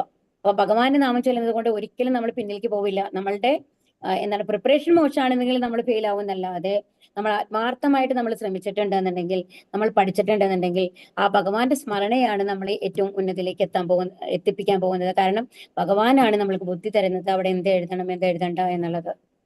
അതാണ് നമ്മൾ മനസ്സിലാക്കേണ്ടത്. എപ്പോഴും ഭഗവാനെ മുമ്പിൽ നിർത്തി എന്ത് കർമ്മം ചെയ്താലും അതിൽ പരാജയം സംഭവിക്കില്ല എന്ന് മനസ്സിലാക്കണം. നമ്മൾ നമ്മുടെ മക്കളെ ആണെങ്കിലും അതാണ് പഠിപ്പിക്കേണ്ടത്. നാളെ എക്സാം ആണ്, ഒരുപാട് പഠിക്കാനുണ്ട്, അപ്പൊ ഇന്ന് നാമം ചൊല്ലണ്ട. അതൊരു 5 മിനിറ്റ് ആകും, 10 മിനിറ്റ് ആകും. അപ്പൊ 10 മിനിറ്റ് കൊണ്ട് ഒന്നും സംഭവിക്കാൻ പോകുന്നില്ല. എന്നാലും അയ്യോ, അത് ആ സമയം കൊണ്ട് ഒരു ക്വസ്റ്റ്യൻ ആൻസർ പഠിക്കാമെന്നാണ്. ആ ക്വസ്റ്റ്യൻ വരുന്ന എന്തെങ്കിലും ഗ്യാരണ്ടി ഉണ്ടോ? ഇല്ല. എപ്പോഴും ഭഗവാനെ മുൻനിർത്തിക്കൊണ്ട് നമ്മുടെ മക്കളെയാണെങ്കിൽ നമ്മൾ ട്രെയിൻ ചെയ്യാൻ ശ്രമിക്കണം. അപ്പോഴാണ് അവർക്കും ആ ബുദ്ധി വരുന്നത്, അവിടെ എന്ത് എഴുതണം എന്ത് എഴുതണ്ട എന്നുള്ളത്. അതാണ് നമ്മൾ മനസ്സിലാക്കേണ്ടത്. ഭഗവാന് മേലെയായിട്ട് ഒന്നുമില്ല. സ്വകർമ്മങ്ങളെല്ലാം എനിക്കായി അർപ്പിച്ച് മനോബുദ്ധികൾ എന്നിൽ ഉറപ്പിച്ചു വരുന്നാൽ നീ എന്നെ പ്രാപിക്കും, സംശയമില്ല. തങ്ങളുടെ നിർദ്ദിഷ്ട കർമ്മം നിറവേറ്റുന്നതിൽ നിന്ന് പിന്തിരിയാൻ ആരെയും ഭഗവാൻ പ്രേരിപ്പിക്കുന്നില്ല. ഒരാൾക്ക് ഈ പ്രവൃത്തികൾ തുടരുന്നതോടൊപ്പം ഹരികൃഷ്ണ മന്ത്രം ഉച്ചരിച്ചുകൊണ്ട് ഭഗവത് സ്മരണ പുലർത്തുകയുമാവാം. ഇവിടെ പറയുന്നില്ലേ, നോക്കൂ, തങ്ങളുടെ നിർദ്ദിഷ്ട കർമ്മം നിറവേറ്റുന്നതിൽ നിന്ന് പിന്തിരിയാൻ ആരെയും ഭഗവാൻ പ്രേരിപ്പിക്കുന്നില്ല. ഏത് കർമ്മവും ചെയ്യണ്ട എന്ന് ഭഗവാൻ നമ്മളോട് പറഞ്ഞിട്ടില്ല, ചെയ്യണം എന്നാണ് പറയുന്നത്. പക്ഷെ എങ്ങനെ ചെയ്യണം? ഭഗവത് സ്മരണ പുലർത്തിക്കൊണ്ട് ചെയ്യണം, ഹരേകൃഷ്ണ മന്ത്രം ഉച്ചരിച്ചുകൊണ്ട് ചെയ്യണം എന്നാണ് പറയുന്നത്. ഹരേകൃഷ്ണ. നാരദന്റെ സംശയത്തിന്റെ കാര്യം അറിയില്ലേ? ഒരു ആരുടെ കർഷകനായിട്ടുള്ള ഒരാള്, അറിയാമോ കഥ? ഹരേ കൃഷ്ണ. ഒരു ഒരു കർഷകൻ ഉണ്ടാവും കേട്ടോ. അയാള് വളരെ ശുദ്ധഭക്തനാണ്. അപ്പോ നമ്മള് ചെരുപ്പൂത്തിയുടെ കഥ നിങ്ങൾക്കറിയാമോ? ഒരു ബ്രാഹ്മണന്റെയും ആ കഥ നമ്മൾ പറഞ്ഞിട്ടില്ല അല്ലെ? പറഞ്ഞിട്ടുണ്ടോ?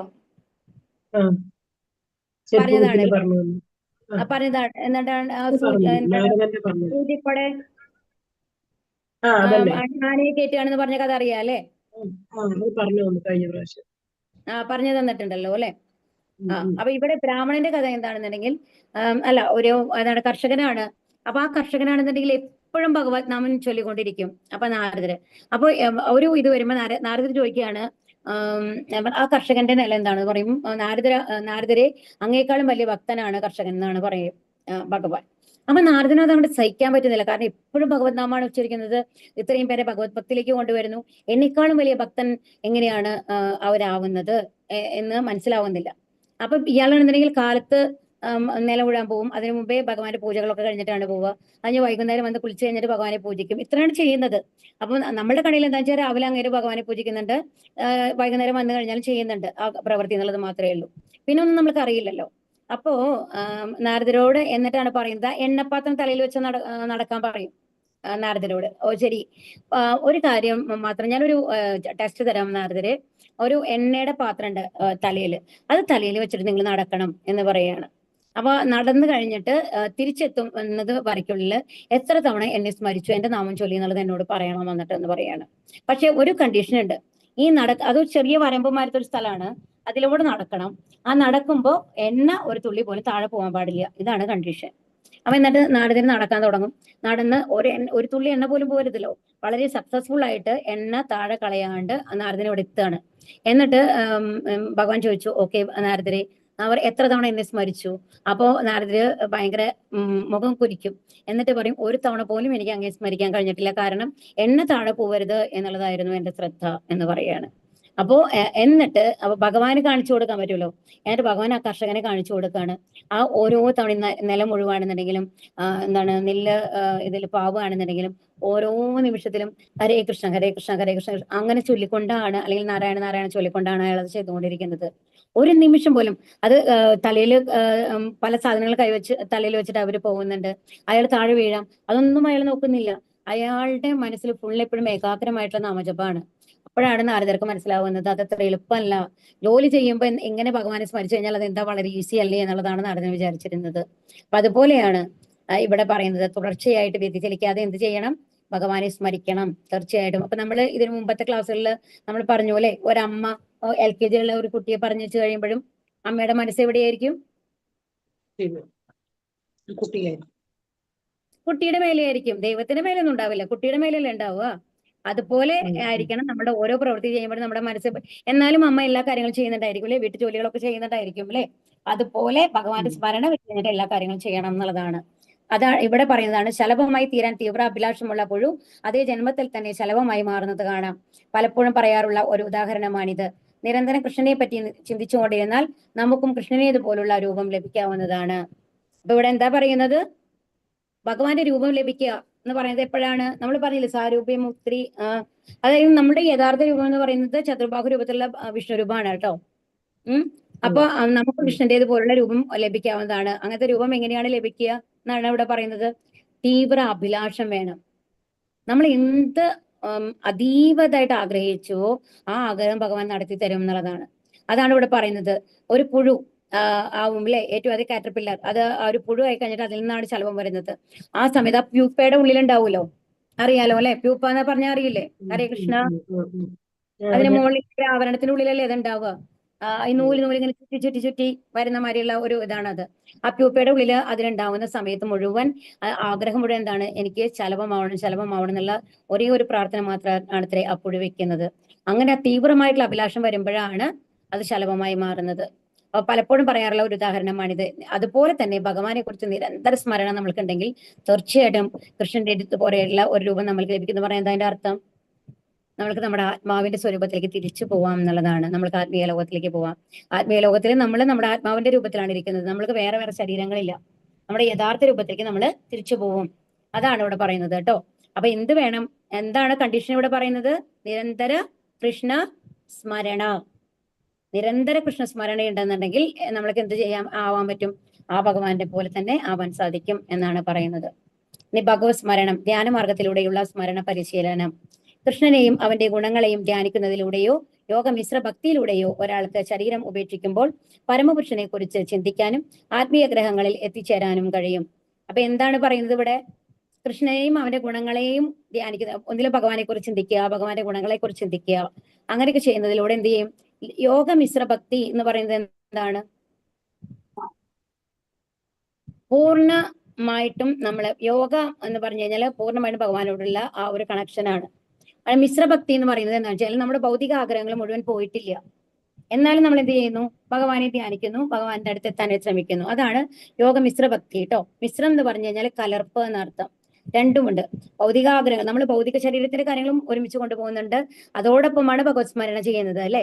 അതുകൊണ്ടാണ് അതിനെ യോഗ മിശ്ര ഭക്തി എന്ന് പറയുന്നത്. ഒരാൾക്ക് ശരീരം ഉപേക്ഷിക്കുമ്പോൾ പരമപുരുഷനെ കുറിച്ച് ചിന്തിക്കാനും ആത്മീയഗ്രഹങ്ങളിൽ എത്തിച്ചേരാനും കഴിയും. കവിം പുരാണമനുശാസിതാരം അണോരണീയാം സമനുസ്മരേത്യഃ സർവസ്യ താധാരമചിന്ത്യരൂപം ആദിത്യവർണം തമസപരസ്താത്. സർവജ്ഞനും ആദിപുരുഷനും സർവനിയന്താവും അണുവിനേക്കാൾ ചെറുതും സകലതിൻ്റെതും പരിപാലകനും ഭൗതിക അനുമാനങ്ങൾക്ക് അതീതനും അചിന്ത്യരൂപനും ഭൗതിക പ്രകൃതിക്ക് അതീതനും ആദിത്യ തേജസ്വിയുമായ വ്യക്തി എന്ന നിലയിലാണ് ഭഗവാനെ ധ്യാനിക്കേണ്ടത്. ദിവ്യനും ഭൗതിക പ്രകൃതിക്ക് അതീതനുമാണ് അവിടുന്ന്. അപ്പൊ എങ്ങനെയാണ് ഭഗവാനെ ധ്യാനിക്കാൻ പറയുന്നത് ഇവിടെ?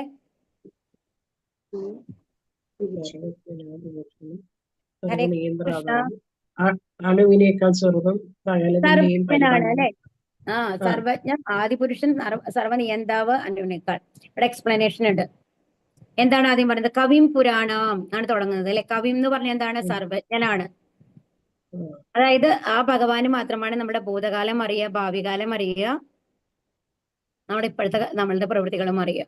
ഭഗവാൻ അറിയാം ഈ ഭാവിയിൽ നമ്മൾ എന്താ ചെയ്യാൻ പോണേന്നുള്ളത്. അത്രയും അറിവുള്ള ആളാണ് ആര്? ഭഗവാൻ. അപ്പൊ അതാണ് പറയുന്നത് സർവജ്ഞനാണ്. ഇനി നമ്മൾക്ക് നമ്മുടെ കഴിഞ്ഞ ജന്മങ്ങളെ കുറിച്ചോ അല്ലെങ്കിൽ ഇനി വരാൻ പോകുന്ന ജന്മങ്ങളെ കുറിച്ചോ പോകട്ടെ, ഈ വരാൻ പോകുന്ന നിമിഷത്തെ കുറിച്ച് പോലും നമ്മൾക്ക് അറിയില്ല അല്ലെ. പക്ഷെ ഭഗവാൻ അറിയാം എന്താണ് സംഭവിക്കാൻ പോകുന്നത് എന്നുള്ളത്. ചില സമയത്തൊക്കെ നമ്മൾക്ക് ചില നല്ല കാര്യങ്ങൾ നടക്കാൻ പോകുന്നതിന്റെ സൂചനകളോ അല്ലെങ്കിൽ ചീത്ത കാര്യങ്ങൾ നടക്കാൻ പോകുന്നതിന്റെ സൂചനകളോ ഒക്കെ ലഭിക്കാറുണ്ട്. ആർക്കെങ്കിലും അങ്ങനെ തോന്നിയിട്ടുണ്ടോ? തോന്നിയിട്ടുണ്ട് അല്ലെ. അപ്പൊ അതെങ്ങനെയാണ്? ഭഗവാൻ നമ്മൾക്ക് കാണിച്ചു തരുന്നതാണ് അത് അല്ലെ. അല്ലെ.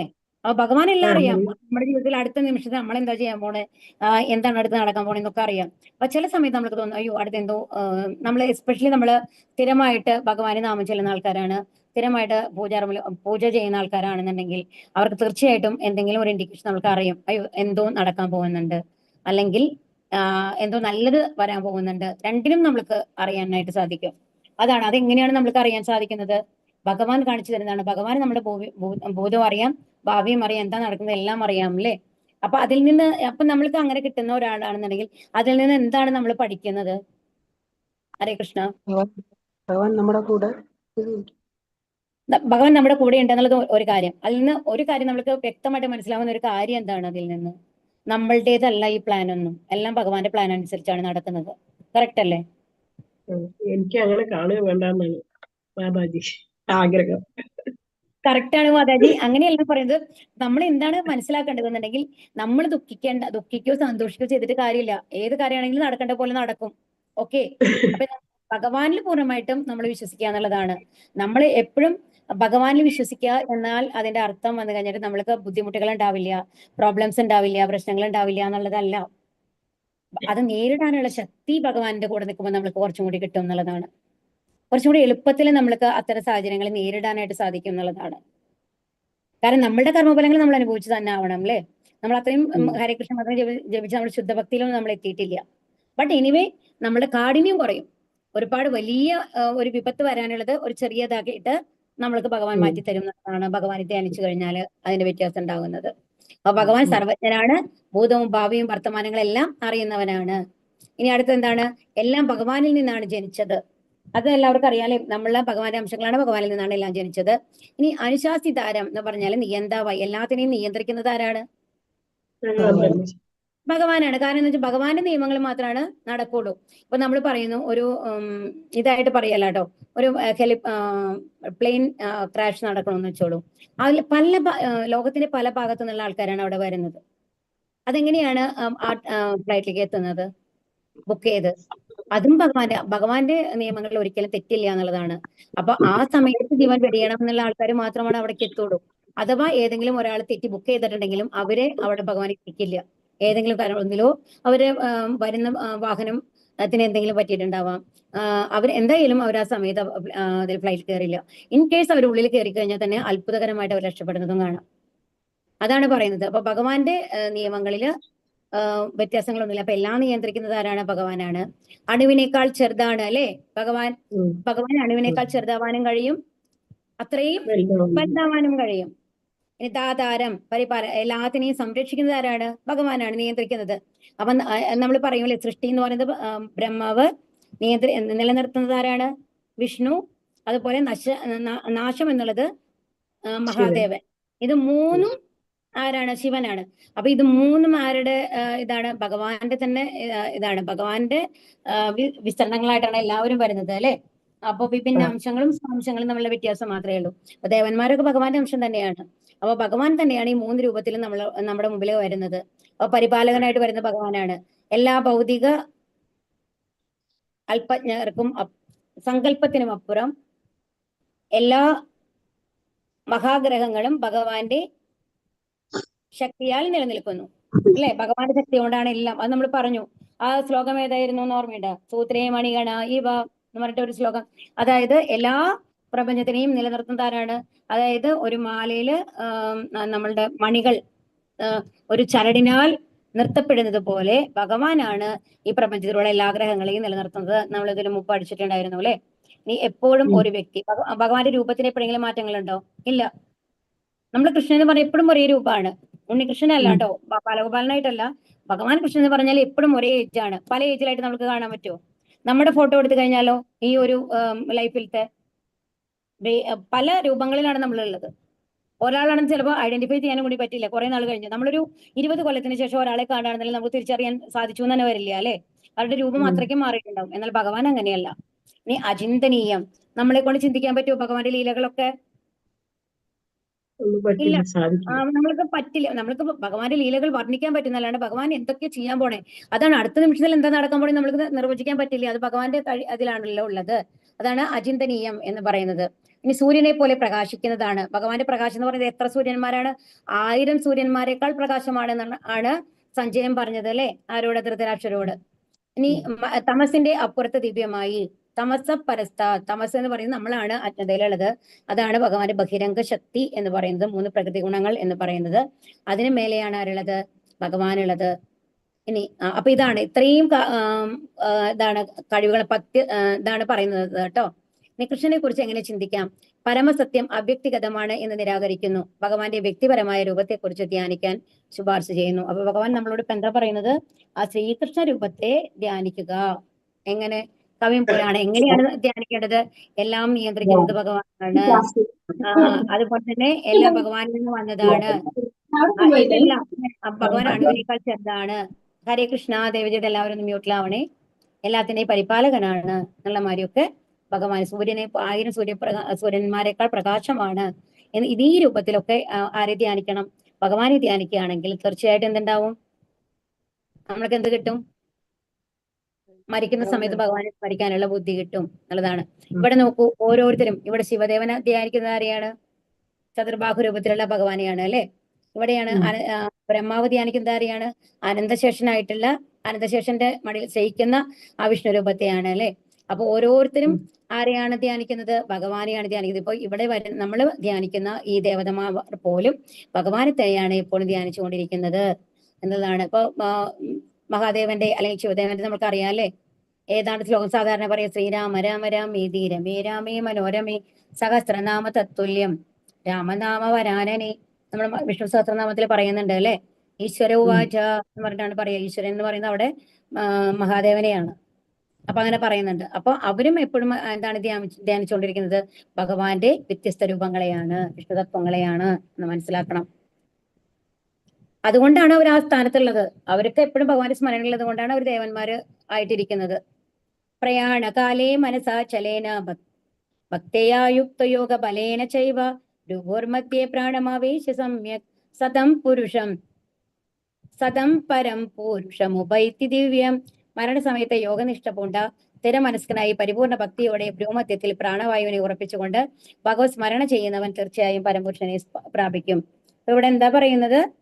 പ്രയാണകാലി. പ്രയാണകാലി എന്ന് പറഞ്ഞാൽ എന്താണ്? മരിക്കുന്ന സമയത്ത് അല്ലെ. യുക്ത ബലേന യോഗ ബലന. അപ്പം ഇത് എന്ന് പറയുന്നത് നമ്മളുടെ ധ്യാന യോഗമാണ് പറയുന്നത്. അത് നമ്മളുടെ ഭ്രൂമധ്യത്തില് വന്നു കഴിഞ്ഞിട്ട് എന്ത് ചെയ്യണം? മനസ്സിനെ കേന്ദ്രീകരിച്ചുകൊണ്ട് ഭഗവാനെ ധ്യാനിക്കണം എന്നാണ് പറയുന്നത്. അങ്ങനത്തെ ആൾക്കാരാണെങ്കിലും എവിടെ എത്തും? ഭഗവാനെ പരമപുരുഷനെ എത്തും. അത് ധ്യാനയോഗമാണ് ഇവിടെ പറയുന്നത് കേട്ടോ. ആസന്ന മൃത്യുവായ ഒരാൾക്ക് പെട്ടെന്ന് ഭഗവാനെ പറ്റി സ്മരിക്കാനാവില്ല. മരണാവസ്ഥയിൽ മനസ്സ് അത്യന്തം അസ്വസ്ഥമത്രേ. അതിനാൽ ഒരാൾ ജീവിതദശയിൽ തന്നെ യോഗചര്യയിലൂടെ അതീന്ദ്രിയഭാവം ശീലിക്കേണ്ടിയിരിക്കുന്നു. അപ്പൊ ഇത് അഷ്ടാംഗയോഗമായിട്ട് കാര്യങ്ങൾ ചെയ്യുന്ന ആൾക്കാരാണെങ്കിലും അവരെന്ത് ചെയ്യണം? നിരന്തരമായി പരിശീലിച്ച് ആ സമാധി ലെവലിൽ എത്തിക്കഴിഞ്ഞിട്ട് ഭഗവാന്റെ ഉള്ളിൽ കൊണ്ടുവന്നാൽ മാത്രമാണ് ഭഗവാന്റെ അടുത്ത് എത്താനായിട്ട് പറ്റുള്ളൂ. അപ്പൊ ഒരു ദിവസം കൊണ്ട് സാധിക്കുന്നതല്ല ഭഗവാന്റെ അടുത്ത് എത്തൽ. അതിനെന്ത് വേണം? അഹൈ തുകീയ പ്രതിഹത, നിരന്തരമായി നമ്മൾ പരിശീലിച്ചുകൊണ്ടിരിക്കണം. യദക്ഷരം വേദവിദോ വദന്തി വിശന്തി യദ്യത്തയോ വീതരാഗാഹ യദിച്ഛന്തോ ബ്രഹ്മചര്യം ചരന്തി തത്തേ പദം സംഗ്രഹേണ പ്രവശ്യേ. വേദപഠനം ചെയ്തവരും ഓങ്കാരം ഉരുവിടുന്നവരും സന്യാസി വര്യന്മാരും ഏത് ബ്രഹ്മപദം പോകുന്നുവോ, ഏത് പരിപൂർണതയെ ആഗ്രഹിച്ച് ബ്രഹ്മചര്യം സ്വീകരിക്കുന്നുവോ, മോക്ഷപ്രാപ്തിക്ക് കാരണമായ ഈ പ്രക്രിയയെ ഇനി ഞാൻ വിവരിച്ചു തരാം. അപ്പൊ ഇനി എന്താ ചെയ്യുന്നത്? സാധാരണ സന്യാസി വര്യന്മാരൊക്കെ എന്താ ചെയ്യുന്നത്? അവര് ഓങ്കാരമാണ്, ഓം എന്നുള്ളത് ജപിച്ചുകൊണ്ടാണ് എപ്പോഴും ഇരിക്കുന്നുണ്ടായിരിക്കുക. അങ്ങനെയാണ് പരിപൂർണതയിൽ അവരെത്തുന്നത്. അങ്ങനെയാണ് അവർക്ക് മോക്ഷം ലഭിക്കുന്നത്. അത് എങ്ങനെയാണെന്ന് പറഞ്ഞു തരാം എന്ന് പറയുകയാണ് അവിടെ. ഭ്രൂമധ്യത്തിൽ പ്രാണവായുവിനെ കേന്ദ്രീകരിച്ച് അനുഷ്ഠിക്കേണ്ടുന്ന ഷഡ്ചക്ര യോഗത്തെ ഭഗവാൻ അർജുനനെ ഉപദേശിച്ചു. ഇതിന്റെ അനുഷ്ഠാനത്തെ പറ്റി അർജുന അറിവില്ല എന്നതിനാൽ അടുത്ത ശ്ലോകങ്ങളിൽ ആ യോഗ പദ്ധതി വിശദീകരിക്കുകയാണ് കൃഷ്ണൻ. അപ്പൊ ഇതാണ് എങ്ങനെയാണ് അത് ചെയ്യുന്നത് എന്ന് പറയണം കേട്ടോ. സർവദ്വാരാണി സംയമ്യ മനോഹൃതി നിരുദ്യ ച മൂർധ്യാധ്യായാത്മന പ്രാണം സ്ഥിതോ യോഗധാരണം. ഇവിടെ പറഞ്ഞ പ്രകാരം യോഗം പരിശീലിക്കണമെങ്കിൽ ആദ്യമായി വേണ്ടത് ഇന്ദ്രിയങ്ങളുടെ കഥ കടയ്ക്കുകയാണ്. അപ്പൊ ഇതിന് എന്ത് വേണം? ആദ്യം ഇന്ദ്രിയ നിഗ്രഹണം. ഇന്ദ്രിയ നിയന്ത്രണം വേണം. നിഗ്രഹം തന്നെയാണ് മാതാജി. ശരിക്കും അതിനെ കൊല്ലണം. അതായത് കണ്ണടയ്ക്കുക, കാതടയ്ക്കുക, എല്ലാം ഇത് തന്നെയാണ് വേണ്ടത്. എല്ലാം അടച്ച് എന്താണ് ഉള്ളിലേക്ക് വലിക്കണം. പുറത്തുനിന്നുള്ള ഒരു ശബ്ദം പോലും നമ്മൾ കേൾക്കാൻ പാടില്ല. അതായത് കണ്ണടച്ച് കാത് ഉള്ളിലേക്ക് കൊണ്ടുവന്ന് എല്ലാം നമ്മൾ പഞ്ഞു വെച്ചടയ്ക്കുക പറയില്ലേ, അതുപോലെ ഒരു ഗന്ധവും നമ്മളെ ആകർഷിക്കാൻ പാടില്ല, ഒരു ശബ്ദവും നമ്മൾക്ക് കേൾക്കാൻ പാടില്ല. ആ രീതിയിൽ നമ്മൾ ഇരിക്കണം. ഇപ്രകാരം ഇന്ദ്രിയങ്ങളെ സംയമിച്ച് മനസ്സിനെ ഹൃദയത്തിൽ ഏകാഗ്രമാക്കുകയും പ്രാണവായുവിനെ മൂർധാവിൽ എന്നിട്ട് എന്ത് ചെയ്യണം? ഈ പ്രാണവായുവിനെ എവിടേക്ക് കൊണ്ടുവരണം? നമ്മുടെ മൂർധാവിലേക്ക് എന്ന് പറയുന്നത്. അതാണ് ബ്രഹ്മരന്ധ്രം എന്ന് പറയുന്നത് കേട്ടോ. ശിരോരന്ധ്രം അല്ലെങ്കിൽ ബ്രഹ്മരന്ധ്രം എന്ന് പറയുന്നത്. ആ മേലെ നമ്മളൊരു ചുഴിമാരി നമുക്ക് തോന്നും, ഒരു കുഴിമാരി നമുക്ക് തോന്നില്ലേ? അതാണ്. അതിൽ കൂടെയാണ് പ്രാണവായുവിനെ മേലേക്ക് കൊണ്ടുപോകാന്ന് പറയുന്നത്. കണ്ടോ? അപ്പൊ അവര് മനസ്സിൽ ആരാണ് വരുന്നത്? രാധാകൃഷ്ണനാണ്. ഇവിടെ കണ്ടില്ലേ? എന്നിട്ട് ആ ഒരു ലെവലിൽ നമ്മൾ ഇരുന്ന് കഴിഞ്ഞിട്ട് പൂർണ്ണമായിട്ടും ആ ഭഗവാനെ ധ്യാനിക്കുകയാണ്. രാധാകൃഷ്ണ ലീലകളൊക്കെ ധ്യാനിക്കുകയാണ് ഇവിടെ ചെയ്യുന്നത്. നോക്കൂ. ഇവിടെ പറഞ്ഞതുപോലെ യോഗാനുഷ്ഠാനത്തിന് ആദ്യമായി വേണ്ടത് സർവേന്ദ്രിയങ്ങളുടെയും കവാടങ്ങൾ അടയ്ക്കുകയാണ്. ഇതിനെ പ്രത്യാഹാരം അഥവാ ഇന്ദ്രിയങ്ങളെ വിഷയങ്ങളിൽ നിന്ന് പിന്തിരിക്കൽ എന്ന് പറയുന്നു. ഭക്തിപരമായ സേവനത്തിൽ മുഴുകി എപ്പോഴും കൃഷ്ണനെ തന്നെ മനസ്സിൽ ഉറപ്പിക്കാൻ സാധിച്ചാൽ ആ മനുഷ്യന് ഇളക്കമറ്റ അതീന്ദ്രിയ സമാധി അനായാസേന ലഭ്യമായി തീരും. ഇതെന്ന് പറയുന്നത് ആരെ ശബ്ദം ഉണ്ടാവാൻ പാടില്ല, ശബ്ദം കേൾക്കാൻ പാടില്ല എന്നുള്ള ഒരുപാട് റൂൾസ് ഉണ്ട്. പക്ഷെ അതിന് പകരം എന്താ പറയുന്നത്? ഭക്തിപരമായ സേവനത്തിൽ ഭക്തിയോട് കൂടിയിട്ട് ഭഗവാന്റെ സേവനങ്ങൾ ചെയ്തുകൊണ്ടിരുന്നാൽ തനിയെ നമ്മൾക്ക് ബാക്കിയുള്ള കാര്യങ്ങളൊന്നും ശ്രദ്ധ വരില്ല. നമ്മൾ ഇതിനു മുമ്പ് പറഞ്ഞൂലേ, നമ്മൾക്ക് ഇഷ്ടമുള്ള കാര്യങ്ങൾ ചെയ്യുമ്പോൾ ബാക്കിയുള്ള ഒന്നിലും ശ്രദ്ധ ഉണ്ടാവില്ല. മൊബൈലിൽ വന്നു കഴിഞ്ഞിട്ട് നമ്മൾ ഇഷ്ടമുള്ള ഏതെങ്കിലും ഒന്ന് നോക്കിക്കൊണ്ടിരിക്കുകയാണ്, മൂവി ആവട്ടെ എന്തെങ്കിലും ആവട്ടെ, നമുക്ക് ഇഷ്ടമുള്ളത് റീൽ കണ്ടുകൊണ്ടിരിക്കുകയാണെന്നുണ്ടെങ്കിൽ അപ്പുറത്തിപ്പുറത്ത് ആരെങ്കിലും വിളിച്ചാലെങ്കിലും നമ്മൾ കേൾക്കുമോ? അറിയില്ല. എന്നിട്ട് ചീത്ത പറയും, എത്ര നേരമായി വിളിക്കുന്നു, നിങ്ങൾ എന്ത് ശ്രദ്ധിച്ചറിയുന്ന പലരുടെയും നമുക്ക് ചീത്ത കേൾക്കാം അല്ലെ? അതെന്തുകൊണ്ട്? അതിന് നമ്മൾ പ്രത്യേകിച്ച് നമ്മൾ കാതടക്കി മൂക്കടക്കി എന്തെങ്കിലും ചെയ്യണ്ടോ? ഇല്ല. അതായത് നമ്മളുടെ മനസ്സ് ഇഷ്ടപ്പെട്ട ഒരു കാര്യത്തിൽ മുഴുകി കഴിഞ്ഞാൽ പുറത്ത് നടക്കുന്നതൊന്നും നമ്മൾ അറിയില്ല എന്നുള്ളതാണ്. അപ്പൊ അതുപോലെ തന്നെ ഭഗവത്സ്മരണം നമ്മൾ എപ്പോഴും കൊണ്ടുവന്ന് ഭഗവാനിൽ മുഴുകി കഴിഞ്ഞു കഴിഞ്ഞാൽ അതിനോട് നമ്മൾക്ക് ഇഷ്ടം വരും. ആ ഒരു അവസ്ഥ എത്തിക്കഴിഞ്ഞാൽ ബാക്കി പുറത്തുള്ള ഒരു കാര്യങ്ങൾ നമ്മളെ ബാധിക്കില്ല എന്നുള്ളതാണ്. ഒരു നല്ല ഡ്രസ്സ് കണ്ടാലോ നല്ല ഭക്ഷണം കണ്ടു കഴിഞ്ഞാലോ അതിനോട് ഓവറായിട്ട് ആസക്തി വരില്ല എന്നുള്ളതാണ് ഇവിടെ പറയുന്നത്. അപ്പൊ അതിന് ഇങ്ങനെ ഒരു സ്ഥലത്ത് ഇങ്ങനെ അടച്ചു കെട്ടിയിരിക്കേണ്ട ആവശ്യമില്ലാന്ന്. ഓമിത്യേകാക്ഷരം ബ്രഹ്മ വ്യാഹരന്മാമനുസ്മരൻ ഹ്യപ്രയാതി തെജൻ ദേഹം സയാതി പരമാം ഗതി. ഇങ്ങനെ യോഗസ്ഥനായി ഓം എന്ന ഉത്തമമായ വിശുദ്ധാക്ഷര സംയോഗം ഉച്ചരിച്ചുകൊണ്ടും പരമദിവ്യോത്തമ പുരുഷനെ സ്മരിച്ചുകൊണ്ടും ശരീരം ത്യജിക്കുന്നവൻ ആധ്യാത്മിക ലോകങ്ങളിൽ എത്തും, സംശയമില്ല. അപ്പൊ എന്താന്നിട്ട് ഇവര് എന്താണ് ജപിക്കുന്നത്?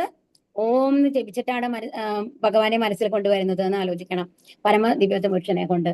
അപ്പൊ അങ്ങനെയുള്ള ആൾക്കാരും, അപ്പൊ അതായത് ഒരു അഷ്ടാംഗ യോഗ അല്ലെങ്കിൽ ഷഡ്യോഗത്തിലൂടെ നമ്മൾക്ക് എവിടെ എത്താനായിട്ട് പറ്റും? ഭഗവാന്റെ അടുത്ത് എത്താനായിട്ട് പറ്റും. ഇങ്ങനെ നമ്മൾ ഇന്ദ്രിയങ്ങളൊക്കെ നിയന്ത്രിച്ചിരിക്കണം എന്ന് മാത്രം. ഓങ്കാരവും ബ്രഹ്മവും ഭഗവാൻ കൃഷ്ണനും വിഭിന്നങ്ങൾ അല്ലെന്ന് ഇവിടെ വ്യക്തമാക്കിയിരിക്കുന്നു. കൃഷ്ണന്റെ അവ്യക്തിഗത ശബ്ദം അത്രേ ഓങ്കാരം. ഹരകൃഷ്ണ മന്ത്രത്തിൽ ഓങ്കാരം അന്തർലീനമാണ്. അപ്പൊ ഇവിടെ എന്താണ്? ഭഗവാന്റെ അവ്യക്തിഗത രൂപമാണ്. ബ്രഹ്മജ്യോതി എന്ന് നമ്മൾ പറഞ്ഞില്ലേ, ആ രൂപത്തിനാണ് എന്ന് പറയുന്നത്. ഓങ്കാരം അതിനെയാണ് പ്രതിനിധീകരിക്കുന്നത്. എന്നാൽ ഹരകൃഷ്ണ മന്ത്രം എന്ന് പറയുന്നത് എന്താണ്?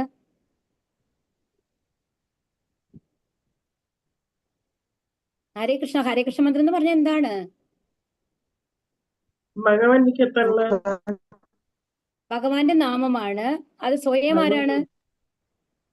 ഭഗവാൻ തന്നെയാണ്. ഭഗവാന്റെ നാമവും ഭഗവാന്റെ രൂപവും ഒന്നും വ്യത്യാസമല്ല നമ്മൾ പഠിച്ചില്ലേ? അതുകൊണ്ട് ഹരേകൃഷ്ണ മന്ത്രം എന്ന് പറയുന്നത് ഭഗവാൻ തന്നെയാണ്. അപ്പൊ അതുകൊണ്ടാണ് ഓങ്കാരം എന്ന് പറയുന്നതാണ് ഭഗവാന്റെ ആ പുറത്തുള്ള ഓര എന്ന് പറയില്ലേ, പ്രകാശ വലയത്തിനെയാണ് ഓം എന്ന് പ്രതിനിധീകരിക്കുന്നത്. എന്നാൽ ഹരേകൃഷ്ണ മന്ത്രം എന്ന് പറയുന്നത് ഭഗവാൻ സ്വയമാണ്. മനസ്സിലാവുണ്ടോ പറയണത്? അതായത് ഇപ്പൊ നമ്മൾ 3 റിയലൈസേഷൻ പറഞ്ഞില്ലേ, ബ്രഹ്മം, പരമാത്മാവ്, ഭഗവാൻ എന്നുള്ള റിയലൈസ് 3 തരത്തിൽ നമ്മൾ പഠിച്ചു അല്ലെ. ആ ഭഗവാൻ എന്ന് പറയുന്നതിലാണ് രണ്ടുമുള്ളത്. ഏതുള്ളത്? പരമാത്മാവും ബ്രഹ്മവും ഉള്ളത്, അതായത് ബ്രഹ്മജ്യോതിയും ഉള്ളത്. എന്നാൽ ബ്രഹ്മജ്യോതിയിൽ പരമാത്മാവും ഭഗവാനും ഇല്ല. മനസ്സിലാവുണ്ടോ? ഭഗവാന്റെ തന്നെ പ്രകാശമാണെങ്കിലും അതിൽ പൂർണ്ണമായും ഭഗവാൻ നമുക്ക് അതിനെ പറയാൻ പറ്റില്ല ഈ ഓങ്കാര മന്ത്രത്തിന്. മനസ്സിലാവുണ്ടോ? അതാണ് ഇവിടെ പറയുന്നത്. ഓങ്കാരവും ബ്രഹ്മവും ഭഗവാൻ കൃഷ്ണനും വിഭിന്നങ്ങളല്ല എന്നിവിടെ വ്യക്തമാക്കിയിട്ടുണ്ട്. പക്ഷേ കൃഷ്ണന്റെ അവ്യക്തിഗത ശബ്ദത്തിനെയാണ് ഓങ്കാരം പ്രതിനിധീകരിക്കുന്നത്. എന്നാൽ ഹരേകൃഷ്ണ മന്ത്രത്തിൽ ഓങ്കാരം അന്തർലീനമാണ്. അപ്പൊ അതുകൊണ്ടാണ് ഹരേകൃഷ്ണ മന്ത്രം ജപിക്കുമ്പോൾ നമ്മൾ ഓം എന്ന് പറയാറില്ല. അപ്പൊ നമ്മളൊരു ഭഗവത്ഗീത തുടങ്ങുമ്പോൾ ഓം ശ്രീ പരമാത്മാവിനെ നമഃ, ഓം നാരായണായ നമഃ, ഓം നമോ ഭഗവതേ വാസുദേവായ എന്നൊക്കെ പറയാറുണ്ട്. അവിടെ ഇപ്പോ ഓം വരുന്നുണ്ട്. എന്നാൽ ഹരേകൃഷ്ണ മന്ത്രത്തിന് മുമ്പ് നമ്മൾ ഓം പറയാറുണ്ടോ? എന്താ കാരണം? ഓം എന്നുള്ള ശബ്ദം അതിൽ ഓൾറെഡി ഉണ്ട്. ഇതാണ് ഞാൻ 3 തരത്തിൽ പറഞ്ഞു തന്നത് നിങ്ങൾക്ക്. അതായത് ഓം എന്ന് പറയുന്നത് ബ്രഹ്മമാണെങ്കിൽ ഈ ഓം ഹരേകൃഷ്ണ എന്ന് പറയുന്നത് ഭഗവാനാണ്. ഭഗവാനിൽ രണ്ടും ചേർന്നതല്ലേ? മനസ്സിലാവും? ഭഗവാൻ സ്വയമാണ്. ആ ഭഗവാന്റെ രൂപങ്ങൾ അല്ലേ ഏത്? ഈ ബ്രഹ്മം എന്ന് പറയുന്നത്, പരമാത്മ എന്ന് പറയുന്നതോ? അതുകൊണ്ട് തനിയെ നമ്മൾ ഓം പറയേണ്ട ആവശ്യമില്ല. മനസ്സിലായോ? ജീവിതാർത്ഥി, അതായത് ഹരേകൃഷ്ണ മന്ത്രത്തിൽ ഓങ്കാരം അന്തർലീനമാണ്. അതുകൊണ്ട് അതിൽ ഓൾറെഡി ഓംകാരം അടങ്ങിയിട്ടുണ്ട്. അതുകൊണ്ട് തനിയെ ഓം എന്ന് പറയേണ്ട ആവശ്യമില്ല എന്നുള്ളതാണ് അതിന്റെ ഉത്തരം കേട്ടോ. ജീവിതാന്ത്യത്തിൽ ഹരേ കൃഷ്ണ കൃഷ്ണ കൃഷ്ണ ഹരേ ഹരേ, ഹരേ രാമ രാമ രാമ ഹരേ ഹരേ എന്ന മഹാമന്ത്രം ഉരുവിട്ട് മരിക്കുന്നയാൾ തീർച്ചയായിട്ടും ആധ്യാത്മിക ലോകങ്ങളിൽ ഒന്നിൽ എത്തിച്ചേരും. അപ്പം മരിക്കുന്ന സമയത്ത് നമുക്ക് ഹരേകൃഷ്ണ മന്ത്രം ജപിക്കാൻ സാധിച്ചു നിൽക്കുക. തീർച്ചയായിട്ടും എവിടേക്കാണ് നമ്മൾ പോകാൻ പോണത്? ഭഗവാന്റെ ധാമത്തിലേക്കാണ് പോകാൻ പോകുന്നത് എന്നുള്ളതാണ്. ഇതിനി ഈ ഒരു ശ്ലോകത്തോടു കൂടി 14ാമത്തെ ശ്ലോകത്തോടു കൂടിയിട്ട് നമുക്ക് നിർത്താം കേട്ടോ. ഇവിടെ ശുദ്ധ ഭക്തി സേവനത്തെ കുറിച്ചിട്ടാണ് പറയുന്നത്. ഭഗവത് സ്മരണം ഭക്തി മാർഗത്തിലൂടെ എങ്ങനെ ചെയ്യാം എന്നുള്ളതാണ്.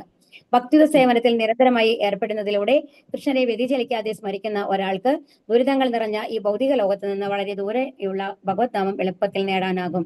അപ്പൊ ഇതുവരെ എങ്ങനെയാണ് ഭഗവാനെ സ്മരിക്കേണ്ടതെന്നാണ് പറഞ്ഞത്. അതായത് അന്ത്യകാലത്ത് നമ്മൾ മരിക്കുന്ന സമയത്ത് ഭഗവാന്റെ സ്മരണ വന്നു കഴിഞ്ഞാൽ തീർച്ചയായിട്ടും നമ്മൾ എവിടേക്ക് പോകും? ഭഗവത് ധാമത്തിലേക്ക് പോകും എന്നുള്ളത് നമ്മളോട് പറഞ്ഞു. ഇനി എങ്ങനെ അത് പരിശീലിക്കാം എന്നുള്ളതാണ്. ഇപ്പൊ നമ്മൾ പറഞ്ഞു ധ്യാന യോഗത്തിലൂടെ പറ്റും എന്ന് പറഞ്ഞു അല്ലെ, ഷഡ് യോഗത്തോട് പറ്റും. അല്ലാന്നുണ്ടെങ്കിൽ എന്താണ്, മരിക്കുന്ന സമയത്ത് ഹരേകൃഷ്ണ മന്ത്രം നമുക്ക് ജപിക്കാൻ സാധിച്ചാൽ തീർച്ചയായിട്ടും അവിടെ എത്തും എന്ന് നമ്മളോട് പറഞ്ഞു. ഭക്തി സേവനത്തിൽ മുഴുകിയിട്ട് നമുക്ക് എത്താമെന്ന്. അപ്പൊ ഇനി അടുത്തത് ഭക്തി സേവനത്തിൽ കൂടെ എങ്ങനെ എത്താം എന്നുള്ളതാണ് നമ്മളോട് പറഞ്ഞു തരാൻ പോകുന്നത്. അനന്യചേതാ സതതം യോമാം സ്മരതി നിത്യശക തസ്യാഹം സുലഭ പാർത്ത നിത്യയുക്തസ്യ യോഗിനക. അല്ലയോ പാർത്ത, നിരന്തരമായ ഭക്തി സേവനം മൂലം സ്ഥിരചിത്തതയോടെ എന്നെ എപ്പോഴും സ്മരിക്കുന്ന യോഗനിഷ്ഠന് ഞാൻ സുപ്രാപ്യനാണ്. ഇവിടെ എന്താ അനന്യചേത? ചേത എന്ന് പറഞ്ഞ എന്താണ്? ബുദ്ധി, മനസ്സ് എന്നൊക്കെ പറയില്ലേ, അതാണ്. വേറൊരു ബുദ്ധിയില്ലാണ്ട്, അതായത് ഒരു ഡിസ്ട്രാക്ഷനും ഇല്ലാണ്ട് എന്ന് പറഞ്ഞാൽ എന്താ പറയാ, ശ്രദ്ധ പോവാതെ പൂർണ്ണമായും കോൺസെൻട്രേഷനോട് കൂടിയിട്ട് സതതം എല്ലായ്പ്പോഴും എന്നാണ് പറയുന്നത്. എല്ലായ്പ്പോഴും, നിരന്തരം എന്ന് പറയില്ലേ. യോമാം സ്മരതി, എന്നെ സ്മരിക്കുകയാണെങ്കിൽ. യോമാം, പ്രത്യേകം ശ്രദ്ധിക്കണം കേട്ടോ. മാം, എന്നെ തന്നെ എന്നാണ് ഇവിടെ പറയുന്നത് ഭഗവാൻ. വേറെ ദേവതകളെ ആരാധിക്കാം എന്നല്ല പറയുന്നത്. യോമാം, എന്നെ തന്നെ. സ്മരതി നിത്യശക, എല്ലായ്പ്പോഴും സ്മരിക്കുകയാണെങ്കിൽ. തസ്യാഹം സുലഭ പാർത്ത, അങ്ങനെയുള്ള ഒരാൾക്ക് ഞാൻ പ്രാപ്യനാണ്, വളരെ എളുപ്പത്തിൽ എന്നെ ലഭിക്കും, നല്ല സുലഭമാണ്. നിത്യയുക്തസ്യ യോഗിനക, അങ്ങനത്തെ ആൾക്കാർ എങ്ങനെയാണ്? എപ്പോഴും എന്നെ സ്മരിക്കുന്ന യോഗനിഷ്ഠന്, അതായത് എല്ലാ ദിവസവും ഭക്തിയുത സേവനങ്ങൾ മൂലം സ്ഥിരചിത്തതയോടെ ഭഗവാനെ സ്മരിക്കുന്ന ഒരാൾക്ക് വളരെ എളുപ്പത്തിൽ ആരെ ലഭിക്കും? ഭഗവാനെ ലഭിക്കും എന്നുള്ളതാണ് ഇവിടെ പറയുന്നത്. കാലദേശ ഭേദം കൂടാതെയും വ്യതിചലിക്കാതെയും എപ്പോഴും എല്ലായ്പ്പോഴും കൃഷ്ണനെ പറ്റി ചിന്തിക്കുന്നു എന്നതാണ് ശുദ്ധഭക്തന്റെ സവിശേഷ ഗുണം. ഇതിന് യാതൊരു വിഘ്നവും ഉണ്ടായിക്കൂടാ. എവിടെ വെച്ചും ഏത് സമയത്തും ഭഗവാനെ സേവിക്കണം. അപ്പൊ ഇവിടെ എന്താ പറയുന്നത് എന്നുണ്ടെങ്കിൽ ഭഗവാനെ സേവിക്കുന്നത്. അപ്പൊ നമ്മൾ പറഞ്ഞ പോലെ എങ്ങനെയാണ് നമ്മൾ ഭഗവാനെ സേവിക്കേണ്ടത്? നവവിധ നവനീത ഭക്തി. അത് ഏതൊക്കെയാണ്?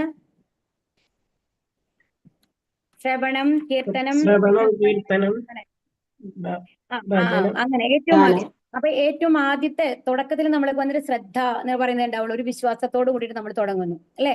അത് കഴിയുമ്പോൾ പിന്നെ നമ്മൾ എന്താ പറയുന്നത്? നമ്മളൊരു സത്സംഗത്തിൽ ഇരിക്കുന്നു, ഒരു ഗുരുവിനെ സ്വീകരിക്കുന്നു, ആ ഗുരുവിന്റെ ആജ്ഞാനുസാരം നമ്മൾ എന്ത് ചെയ്യുന്നു? ഭക്തി സേവനങ്ങൾ ചെയ്യുകയാണ്. അതെന്തൊക്കെയാ പറയുന്നത്? ശ്രദ്ധ, സാധുസംഘ, അത് നമ്മളൊരു സംഘത്തിൽ ഇരുന്നുകൊണ്ട് അങ്ങനെയാണ് ഗുരുവിനെ ലഭിക്കുന്നത് അല്ലെ? അപ്പൊ എന്നിട്ട് പറയും ഭജനക്രിയ, എന്നിട്ട് ഭഗവാനെ സ്മരിക്കുകയാണ് ചെയ്യുന്നത്. എങ്ങനെ? കീർത്തനത്തിൽ കൂടി ഹരേകൃഷ്ണ മന്ത്രം ജപിച്ചുകൊണ്ട്, അതുപോലെ തന്നെ ഭഗവത്ഗീത അല്ലെങ്കിൽ ഭാഗവതം വായിച്ചുകൊണ്ട്. അങ്ങനെ ചെയ്യുമ്പോൾ എന്താണ് വരുന്നത്? അനർത്ഥ നിവർത്തി. നമ്മളുടെ ഉള്ളിലത്തെ എന്താണ് ഭൗതിക ആഗ്രഹങ്ങളൊക്കെ കുറഞ്ഞു കുറഞ്ഞു വന്ന് പൂർണ്ണമായും ഭഗവാനിലേക്ക് എത്തണം എന്നുള്ള ഒരു ആഗ്രഹം നമ്മൾക്ക് വരികയാണ് ചെയ്യുന്നത്. ആ ഒരു ഭാവത്തിനാണ് അനർത്ഥ നിവർത്തി എന്ന് പറയുന്നത്. അപ്പൊ ഈ ഒരു സെക്ഷനെ നമ്മൾ പറയുന്നതാണ് സാധനാ ഭക്തി എന്ന് പറയുന്നത്. മനസ്സിലാവുണ്ടോ? സാധനാ ഭക്തി എന്ന് പറയുന്നത് നമ്മൾക്ക് ഒരുപാട് ഇഷ്ടമായിട്ടില്ല, ഭഗവാനെ പൂർണ്ണമായും ഇഷ്ടപ്പെട്ടിട്ടല്ല, ഭഗവാന്റെ അടുത്ത് എത്തണം എന്ന് നമ്മൾ മനസ്സിലാക്കിക്കൊണ്ട് അതിനുവേണ്ടി ശ്രമിക്കുകയാണ് ചെയ്യുന്നത് അല്ലെ? പക്ഷെ ചെയ്ത് നമ്മൾക്ക് പിന്നെ എന്തുണ്ടാവും? നിഷ്ഠ, അത് റെഗുലർ ആയിട്ട് നമ്മൾ ചെയ്യാൻ തുടങ്ങും. പിന്നെ അതിന് അവിടെ ഒരു ഇൻട്രസ്റ്റ് വരും, രുചി വരും. ആ രുചി വന്നു കഴിഞ്ഞിട്ട് നമ്മൾ ചെയ്യുമ്പോൾ എന്താണ്? നമ്മൾ അതിൽ മുഴുകുകയാണ് ചെയ്യുന്നത്. പിന്നെ നമ്മളെ തിരിച്ചു പോക്കുണ്ടാവില്ല. നമ്മൾ ആര് നിർബന്ധിച്ചെങ്കിലും നമ്മളത് മുമ്പ് നമ്മളോട് ഗുരു പറഞ്ഞു അങ്ങനെ ചെയ്യൂ. ഇപ്പൊ നമ്മളൊരു ക്ലാസ്സിൽ നിങ്ങൾ വന്ന് നിങ്ങളോട് പറഞ്ഞു ഡെയിലി വന്നിട്ട് ഒരു 2 റൗണ്ടെങ്കിലും നിങ്ങൾ ഹരേകൃഷ്ണ മന്ത്രം ജപിക്കും, നിങ്ങൾ ചെയ്യാൻ തുടങ്ങി അല്ലെ? അപ്പൊ അതുപോലെ ഇനി 4 റൗണ്ട് ആക്കണം എന്ന് പറഞ്ഞ് നിങ്ങൾ 4 റൗണ്ട് ആക്കി. പക്ഷെ 5ഓ 6ഓ റൗണ്ട് നിങ്ങൾ ജപിക്കാൻ തുടങ്ങി കഴിഞ്ഞു കഴിഞ്ഞാൽ ഇനി ഒരാളുടെ ഫോഴ്സ് നിങ്ങൾക്ക് ആവശ്യം വരില്ല. നിങ്ങൾ തന്നെ അതിനെ 7 ആക്കും, 8 ആക്കും, അങ്ങനെ 16 റൗണ്ടിലേക്ക് നിങ്ങൾ കൊണ്ടെത്തിക്കും. അതായത് അപ്പോഴേക്കും നിങ്ങൾക്ക് ഭഗവാനോട് ഇഷ്ടം വരാൻ തുടങ്ങും. അതാണ് ആ രുചി എന്ന് പറയുന്നത്. ആ രുചിയിൽ എത്തിക്കഴിഞ്ഞു കഴിഞ്ഞാൽ പിന്നെ എന്താ ഉണ്ടാവുന്നത്? ഇതെല്ലാം നമ്മളൊരു മാധുര്യ ഭക്തി എന്ന് പറയും അതിന്. അടുത്തത് രാഗാനുക ഭക്തിയാണ് കേട്ടോ. മാധുര്യ ഭക്തി അല്ല, സോറി, രാഗാനുക ഭക്തി എന്ന് പറയും. അതായത് ഇഷ്ടപ്പെട്ട് നമ്മൾ ചെയ്യുകയാണ് ഭഗവാനോട്. അങ്ങനെ ചെയ്യുന്നതാണ് രാഗാനുക. ഈ സാധന ഭക്തി പതുക്കെ പതുക്കെ നമ്മൾക്ക് എന്തായി മാറും? രാഗാനുക ഭക്തി എന്ന് പറയും. ഇഷ്ടത്തോടു കൂടി ചെയ്യുന്ന ഒരു ഭക്തിയായിട്ട് മാറുകയാണ് ചെയ്യുന്നത്. അങ്ങനെ വന്നിട്ട് അവസാനം എന്താ പറയാ, ഇതേ വൈദ്യ രാഗാനുക ഭക്തി എന്ന് പറയുന്നത് നമ്മൾ പ്രാക്ടീസോട് കൂടിയിട്ട് നമുക്ക് ഭഗവാനോട് ഇഷ്ടം വരും എന്നാണ് പറയുക. അതിനെ വൈദ്യ രാഗാനുക ഭക്തി എന്ന് പറയും. അങ്ങനെ ആ ഒരു ഭഗവാനോട് ഇഷ്ടം വരുമല്ലോ, ആ ഇഷ്ടം വന്നു കഴിയുമ്പോൾ നമ്മൾക്ക് എന്താ വരും? ആസക്തി വരികയാണ്. ഭഗവാൻ തന്നെ എപ്പോഴും ഭഗവാനെ കാണണം, ഭഗവാന്റെ അടുത്ത് എത്തണം എന്നുള്ള ഒരു ആഗ്രഹം, തീവ്രമായിട്ടുള്ള ആഗ്രഹം നമ്മുടെ ഉള്ളിൽ വരാൻ തുടങ്ങും. ഒരു നിമിഷം പോലും ഭഗവാനെ കുറിച്ച് ചിന്തിച്ചില്ലെങ്കിൽ നമുക്ക് സങ്കടം വരുന്ന മാതിരി നമുക്ക് തോന്നും. ബാക്കി എല്ലാ റിലേഷനേക്കാളും എപ്പോഴും നമ്മൾക്ക് എന്ത് വന്നു കഴിഞ്ഞാലും, സന്തോഷം വന്നാലും സങ്കടം വന്നു കഴിഞ്ഞാലും ഭഗവാനെ വിളിക്കുന്ന ഒരു അവസ്ഥയിൽ നമ്മൾക്ക് ഉണ്ടാവും അല്ലെ? അപ്പൊ ആ ഒരു അതായത് ഇപ്പൊ നമ്മൾക്ക് എന്താണെങ്കിൽ ഒരു കുട്ടി വന്നു കഴിഞ്ഞാൽ ജയിച്ചു, ഒരു വേറൊരു സ്ഥലത്താണെന്നുണ്ടെങ്കിൽ ഉടനെ ആർക്കാ വിളിക്കുക? ഒന്നിലും അമ്മയ്ക്ക് വിളിക്കുക, അല്ലെങ്കിൽ അച്ഛനെ വിളിക്കുക. കറക്റ്റ് അല്ലേ? ഒരു ജയം കിട്ടിക്കഴിഞ്ഞാൽ, ഒരുപാട് സന്തോഷം വന്നു കഴിഞ്ഞാൽ ഉടനെ ആദ്യം നമ്മൾ പാരന്റ്സിനെ വിളിക്കുക അല്ലെ? പക്ഷെ അതിനു മുമ്പ് നമ്മൾ എന്ത് പറയും? ഇപ്പൊ ഈ ഒരു അവസ്ഥയിലെത്തിയ ആളാണെങ്കിൽ ഏറ്റവും ആദ്യം എന്താണ്? ഭഗവാനോട് നന്ദി പറയുകയാണ് ചെയ്യുക. ഭഗവാനെ, അങ്ങ് മൂലമാണ് എനിക്ക് അത് ലഭിച്ചത്, എനിക്ക് അതിനുള്ള അർഹതയൊന്നുമില്ലല്ലോ, എങ്ങനെ എനിക്ക് അത് ലഭിച്ചു എന്നുള്ള ഒരു തോന്നലാണ് നമുക്ക് ആദ്യം ഉണ്ടാവുക. ആ ഒരു ലെവലിലേക്ക് നമ്മൾ മാറും. ഓക്കെ, അങ്ങനെ വന്നു കഴിയുമ്പോഴാണ് പിന്നെ വരുന്നതാണ് ഭാവഭക്തി എന്ന് പറയുന്നത്. ആസക്തി എന്നൊരു ഭാവഭക്തിയിൽ വരുമ്പോഴാണ് ഭാവത്തോട് കൂടിയിട്ട് ഭഗവാനെ ഭജിക്കാൻ തുടങ്ങുകയാണ്. അവിടെ വന്നു കഴിഞ്ഞിട്ട് നമ്മൾക്ക് മനസ്സിലാവും നമ്മൾ ഭഗവാനെ ഏത് രീതിയിലാണ് കാണുന്നത് എന്ന്. അപ്പൊ പലതരത്തില് ഭഗവാനെ കാണാം. 5 വിധത്തിലുള്ള ഭക്തിയോഗികളാണുള്ളത്. അതാണ് ആദ്യത്തെയാണ് ശാന്തഭക്തൻ. ശാന്തഭക്തൻ എന്ന് പറയുന്ന ആൾ എന്ന് പറയുന്നത്, അവിടെ പൊതുവെ നമ്മളൊക്കെ ശാന്തഭക്തന്മാരാണ്. ഭഗവാനെ ആരാധിക്കുന്നു, ഭഗവാനെ റെസ്പെക്ട് ചെയ്യുന്നു അല്ലെ? ഭഗവാനോട് ബഹുമാനത്തോട് കൂടിയിട്ടാണ് നമ്മൾ എപ്പോഴും ഭഗവാനെ കാണുന്നത്. അതാണ് ആ ഒരു ശാന്തഭക്തി എന്ന് പറഞ്ഞു കഴിഞ്ഞാല് ഒരു പശുവിന്റെ ഒക്കെ പറയില്ലേ, അതായത് പശുക്കൾക്കൊക്കെ ഭഗവാനോടുള്ള ആ ഒരു ഭക്തി വരുമല്ലോ, അങ്ങനെ കൃഷ്ണനോട് ഉണ്ടായിരുന്ന ഒരു ഭക്തി ഉണ്ടല്ലോ, ആ ഒരു ഭക്തിയാണ് ശാന്തഭക്തി എന്ന് പറയുന്നത്. അവിടെ ഓവറായിട്ടുള്ള ഇതൊന്നുമില്ല, റിയാക്ഷൻസ് ഒന്നുമില്ല, ഓവർ സന്തോഷം, ഓവർ ദുഃഖം അങ്ങനെയൊന്നും ഉണ്ടാവില്ല. അങ്ങനത്തെ ഒരു ഇതാണ്. ഇനി ദാസ്യഭക്തൻ എന്ന് പറയുന്നത് പൂർണ്ണമായും യജമാനനാണ്. അപ്പൊ എന്ത് പറഞ്ഞാലും അനുസരിക്കും, നമ്മളുടേതായിട്ടുള്ള ഒരു തോട്ടേ അവിടെ വരുന്നില്ല. അങ്ങനത്തെ ഒരു ഭക്തിയാണ് ദാസ്യഭക്തൻ എന്ന് പറയുന്നത്. അപ്പൊ നമ്മൾ അധികം ഉണ്ടാവുന്നത് ശാന്തഭക്തനും ദാസ്യഭക്തനുമായിട്ടാണ് പൊതുവെ ആൾക്കാരുണ്ടാവുക. കാരണം ഭഗവാൻ ആണ് എല്ലാം എന്നുള്ള ഒരു രീതിയിലുള്ള ഒരു സമർപ്പണമാണ് ഇവർക്ക് വരുന്നത്. അതിന് മേലെ പോകുമ്പോഴാണ് നമ്മൾ പറഞ്ഞില്ലേ, ഭാവഭക്തിയിൽ ഭഗവാനെ കാണുന്നുണ്ട്, ആ രസം അനുഭവിക്കാൻ തുടങ്ങുമ്പോഴാണ് നമുക്ക് സഖ്യഭക്തൻ എന്ന് പറയുന്ന ഒരു സുഹൃത്തായിട്ട് എന്ത് വേണമെങ്കിൽ ഭഗവാനോട് പറയാൻ പറ്റും. ഭഗവാൻ ഇപ്പൊ ഒരു കാര്യം ചെയ്തു തന്നിട്ടില്ലെങ്കിൽ എന്തുകൊണ്ട് ചെയ്തു തന്നില്ല എന്ന് ചോദിക്കുന്ന തരത്തിലുള്ള ഒരു ആത്മബന്ധം വരുന്നില്ലേ, അങ്ങനത്തെ ഒരു ബന്ധമാണ് സാഖ്യഭക്തൻ എന്ന് പറയുന്നത്. ഇനി വാത്സല്യ ഭക്തൻ എന്ന് പറഞ്ഞാലോ, യശോദാമ്മയുടെ മാതിരിയാണ് എല്ലാം. അപ്പൊ അവിടെ വന്നു കഴിഞ്ഞിട്ട് ഭഗവാൻ ആ ഒരു വാത്സല്യ ഭക്തന്റെ മനസ്സിൽ വന്നു കഴിഞ്ഞിട്ട് എപ്പോഴും ഭഗവാൻ വന്നു കഴിഞ്ഞിട്ട് ഒരു മകനാണ്, ഒരു ചെറിയ കുട്ടിയാണ്, എല്ലാം നമ്മൾ ചെയ്തു കൊടുക്കണം, ഭഗവാനെ നമ്മൾ ഗൈഡ് ചെയ്യണം എന്നുള്ള മാതിരിയാണ്. അപ്പൊ ഭഗവാന് വേണ്ടിയിട്ട് അതാണ് എന്നും അത്രയും നല്ല പലഹാരങ്ങളൊക്കെ ഉണ്ടാക്കി കഴിഞ്ഞിട്ട് ഭഗവാന് നമ്മൾ ഭക്ഷണം കൊടുക്കുകയാണ്. നമ്മൾ കൈ കൊണ്ട് എടുത്ത് ഭഗവാന് കൊടുക്കും. കാരണം എന്ന് വെച്ച് കഴിഞ്ഞാല് നമ്മൾ കുട്ടി കഴിഞ്ഞാലാണ് ഭഗവാൻ കഴിക്കുള്ളൂ. ലഡ്ഡു ഗോപാലൻ അങ്ങനെയല്ലേ ചെയ്യുന്നത്. ആ ഒരു ഭാവമാണ് വരുന്നത് വാത്സല്യ ഭാവത്തില്. അപ്പൊ ഭഗവാൻ അത് രസിക്കുന്നുണ്ട് ശരിക്കും. അപ്പൊ അടിക്കാൻ വന്നു കഴിഞ്ഞാൽ അടിക്ക് നിന്ന് കൊടുക്കുന്നുണ്ട് അല്ലെ, യശോദാമ്മയുടെ ആ ഒരു ഭാവമാണ് വാത്സല്യ ഭാവം എന്ന് പറയുന്നത്. മാധുര്യ ഭാവമാണ് ഏറ്റവും ഉത്തമമായിട്ടുള്ളത്. അതൊരു എന്താണ്, പ്രണയബന്ധമാണ്. എന്തുകൊണ്ടാണ് ഒരു പ്രണയബന്ധം ഒരു അമ്മയുടെ ബന്ധത്തിനേക്കാളും കൂടുതലാണ് മേലെ നിൽക്കുന്നത്? ആർക്കെങ്കിലും പറയാൻ പറ്റുമോ? ഹരേ കൃഷ്ണ, സമയാവുന്നുണ്ട് കേട്ടോ, കുറച്ച് ഫാസ്റ്റാ. അത് പറ്റില്ല, അറിയില്ല. എന്താണെന്നുണ്ടെങ്കിൽ മാധുര്യ ഭക്തിയിൽ വന്നു കഴിഞ്ഞിട്ട് ഒരു ഭാര്യ അല്ലെങ്കിൽ പ്രണയിനി എന്ന ലെവൽ വരുമ്പോ അതിൽ എല്ലാ ഭാവവും വരുന്നുണ്ട്. ഒരു ശാന്തഭക്തന്റെ ഭാവം വരുന്നുണ്ട്. അതുപോലെ ദാസ്യഭക്തന്റെ എന്ത് പറഞ്ഞാലും ഭർത്താവ് എന്ത് പറഞ്ഞാലും ചെയ്തു കൊടുക്കാം എന്നുള്ള ആ ഒരു ഭാവം വരുന്നുണ്ട്. ഒരു സുഹൃത്തിന്റെ അപ്പൊ എന്തെങ്കിലും ഒരു ഇത് വരുമ്പോ പരസ്പരം ഡിസ്കസ് ചെയ്യുന്ന ആ ഒരു ലെവൽ, അതൊരു സാഖ്യഭാവമാണ് അല്ലെ. അവിടെ സാഖ്യഭാവം വരുന്നുണ്ട്. ചില സമയത്ത് അവർ അമ്മയായി മാറുന്നുണ്ട്. എന്തെങ്കിലും അവർക്ക് അതീവ ദുഃഖം വരുമ്പോ ഒരു അമ്മയെ പോലെ സാന്ത്വനിപ്പിക്കാറുണ്ട് ഒരു ഭാര്യ വന്നു കഴിഞ്ഞിട്ട് ഇല്ലേ. അത് കഴിഞ്ഞിട്ട് ഒരു മാധുര്യം എന്ന് പറഞ്ഞു കഴിഞ്ഞാല് അതൊരു പ്രണയമീ ഭാവമാണ്. ഇപ്പൊ ഈ മറ്റ് വാത്സല്യ ഭക്തർക്ക് വന്നിട്ട് ബാക്കി എല്ലാ ഭാവം കൊടുക്കാൻ പറ്റുന്നെങ്കിൽ ഒരു മാധുര്യ ഭാവം കൊടുക്കാൻ പറ്റില്ല. കറക്റ്റ് അല്ലേ? മനസ്സിലായോ? മനസ്സിലായി. അതുകൊണ്ടാണ് മാധുര്യഭാവം ഏറ്റവും മേലെ നിൽക്കുന്നത്. മാധുര്യ ഭക്തൻ എന്ന് പറയുന്നത് രാധാദേവിയാണ് അതിൽ പറയാം. അപ്പൊ ഇതിൽ ഏത് ഭാവത്തിൽ വേണമെങ്കിലും ആ ഭാവഭക്തിയിൽ എത്തിക്കഴിയുമ്പോഴാണ് ഈ രസങ്ങൾ വ്യക്തമായിട്ട് വേർതിരിയുന്നത്. ഏത് ഭാവത്തിലാണ് നമ്മൾ ഭഗവാനെ കാണുന്നത് എന്ന് നമ്മൾക്ക് പോലും മനസ്സിലാവുന്ന ലെവലിൽ എത്തുക. ആ ഒരു ഭാവത്തിലാണ് നമ്മൾ ഭഗവാന്റെ നാമത്തിൽ എത്തുന്നത്. ഭാവഭക്തിയിൽ എത്തിയ ഒരാൾ വേറെ അത്രയും ഇതായിട്ടുള്ള ഒരു സംഭവങ്ങൾ ഭരത മഹാരാജാവിന്റെ പോലെ താഴെ വീണിട്ടില്ലെങ്കിൽ, ആ ഭക്തരുടെ സംഘം ഇട്ടിട്ടില്ലെങ്കിൽ തീർച്ചയായിട്ടും അവിടെ എത്തും, ആത്മീയ ലോകത്തെത്തും. ഭഗവാനെ ഇത് ഏതെങ്കിലും രീതിയിൽ സേവിക്കും എന്നുള്ളതാണ്. ഈ ഭക്തന്മാരെ ഏറ്റവും വലിയ പ്രത്യേകത എന്താണെന്നുണ്ടെങ്കിൽ അവർക്ക് ഒരു ആഗ്രഹങ്ങളും ഇല്ല എന്നുള്ളതാണ്. അവരൊരിക്കലും ഭഗവാന്റെ നാമത്തിൽ എത്താൻ ആഗ്രഹിക്കുന്നില്ല. ഭഗവാനെ സേവിക്കണം എന്നുള്ളത് മാത്രമാണ് അവർ ആഗ്രഹിക്കുന്നത്. അത് ഭൂമിയിലായാലും കുഴപ്പമില്ല, നരകത്തിലായാലും കുഴപ്പമില്ല, മേലെയാണെങ്കിലും കുഴപ്പമില്ല. അവർ ഏത് തരത്തിലുള്ള മുക്തിയും ആഗ്രഹിക്കുന്നില്ല. സായുജ്യ മുക്തി ആഗ്രഹിക്കുന്നില്ല, സാരൂപ്യ മുക്തി ആഗ്രഹിക്കുന്നില്ല. അവർക്ക് എപ്പോഴും എന്താണ്, ഭഗവാന്റെ സ്മരണ ഉണ്ടാവണം എന്നുള്ളത് മാത്രമാണ് അവരുടെ ഉള്ളിൽ ഉണ്ടാവുക. അതാണ് ആ ഒരു ഇത്. കാരണം ഒരു ഭക്തൻ എവിടെ പോയി കഴിഞ്ഞാലും ദുഃഖിക്കുന്നില്ല എന്നാണ് പറയുന്നത്. ശുദ്ധഭക്തനായിട്ടുള്ള ഭഗവാന്റെ ഭക്തൻ എന്ന് പറയുന്നത് അവരെ നരകത്തിലിട്ടാലും ഭൂമിയിലിട്ടാലും സ്വർഗത്തിലിട്ട് കഴിഞ്ഞാലും ഗോലോക വൃന്ദാവനത്തിലിട്ട് കഴിഞ്ഞാലും അവർക്ക് ഒരു വ്യത്യാസം ഉണ്ടാവുന്നില്ല എന്നുള്ളതാണ്. കാരണം അവരെപ്പോഴും ആരുടെ സ്മരണയിലാണുള്ളത്? ഭഗവാന്റെ സ്മരണയിലാണുള്ളത്. എവിടെയാണെങ്കിലും അവർക്ക് വൃന്ദാവനമാണ് എന്നുള്ളതാണ്. ഹരേ കൃഷ്ണ. ഇനി അടുത്ത ശ്ലോകം അടുത്ത ദിവസം നോക്കാം കേട്ടോ. ഇനി ക്വസ്റ്റ്യൻസ് എടുത്തോളൂ. ഇതുവരെയുള്ളത് ക്വസ്റ്റ്യൻസ് നോക്കിയിട്ട് നമ്മൾക്ക് ചെയ്യാം.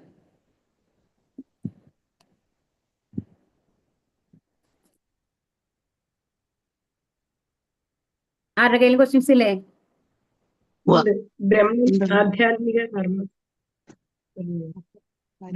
ആധ്യാത്മിക കർമ്മങ്ങൾ എന്നിവ എന്താണ് അതിൽ ആദ്യത്തെ 3ാമത്തെ ശ്ലോകത്തിലാണ് വരുന്നത് അല്ലേ? അവിനാശിയും അതീന്ദ്രിയനുമായ ആത്മാവാണ് ബ്രഹ്മം. അതെ. പിന്നെ അടുത്തത് എന്താണ് പറയുന്നത്? എടുത്തോളൂ. മൂന്നാമത്തെ വിവർത്തനാണ്. അവിനാശിയും അതീന്ദ്രിയനുമായ ആത്മാവാണ് ബ്രഹ്മം. ഈ ബ്രഹ്മത്തിന്റെ ശാശ്വത പ്രകൃതിയാണ് എന്ത്? അധ്യാത്മം എന്ന് പറയുന്നത്. ഇനി എന്താണ്? ജീവാത്മാക്കളുടെ ഭൗതിക ശരീരത്തിന്റെ വികാസത്തിന് വേണ്ടുന്ന പ്രവർത്തനങ്ങളാണ് കാമ്യകർമ്മങ്ങൾ അല്ലേ? പിന്നെ അടുത്ത ക്വസ്റ്റ്യൻ എന്താണ്? അതിഭൂതം, അതിദൈവം, അതിയജ്ഞം എന്നാൽ എന്ത്? എപ്പോഴും മാറിക്കൊണ്ടിരിക്കുന്ന ഭൗതിക പ്രകൃതിയാണ് അതിഭൂതം. സൂര്യനെയും ചന്ദ്രനെയും ദേവന്മാരെയും ഉൾക്കൊള്ളുന്ന ഭഗവാന്റെ വിശ്വരൂപം പിന്നെന്താ? ആദിയജ്ഞാനി. അല്ല, ആദിയജ്ഞൻ എന്ന് പറയുന്നത് ആരാണ്? ഭഗവാനാണല്ലേ. സകല ശരീരങ്ങളിൽ പരമാത്മാ രൂപത്തിലുള്ള ഭഗവാനാണ് ആദിയജ്ഞൻ എന്ന് പറയുന്നത്. ഇനി ഭഗവാനെ എങ്ങനെ ധ്യാനിക്കണം എന്നാണ് പറയുന്നത്? അതാണ് സർവജ്ഞനും ആദിപുരുഷനും സർവനിയന്താവ്, അണുവിനേക്കാൾ ചെറുത്, സകലത്തിന്റെ പരിപാലകൻ, ഭൗതികാനുമാനങ്ങൾക്ക് അതീതൻ, അചിന്ത്യരൂപൻ, ഭൗതിക പ്രകൃതിക്ക് അതീതൻ, ആദിത്യ തേജസ്വി എന്ന വ്യക്തി, ആദിത്യ തേജസ്വിയുമായ വ്യക്തി എന്ന നിലയിലാണ് ഭഗവാനെ ധ്യാനിക്കേണ്ടത്. ഇത് അറിയുന്നതല്ല എല്ലാവർക്കും 9ാമത്തെ ശ്ലോകത്തിന്റെ. ഇനി അടുത്തത് എന്താണ്? എന്തുകൊണ്ടാണ് ഹരേകൃഷ്ണ മഹാമന്ത്രത്തിന് മുമ്പ് ഓം പറയാത്തത്? എന്തുകൊണ്ടാണ്? ഓം എന്ന ശബ്ദം ഹരേകൃഷ്ണ മന്ത്രത്തിൽ അന്തർലീനമാണ്, അതുകൊണ്ട് ജപിക്കേണ്ട ആവശ്യമില്ല. ഓം എന്ന ശബ്ദം ഹരേകൃഷ്ണ മഹാമന്ത്രത്തിൽ അന്തർലീനമാണ്.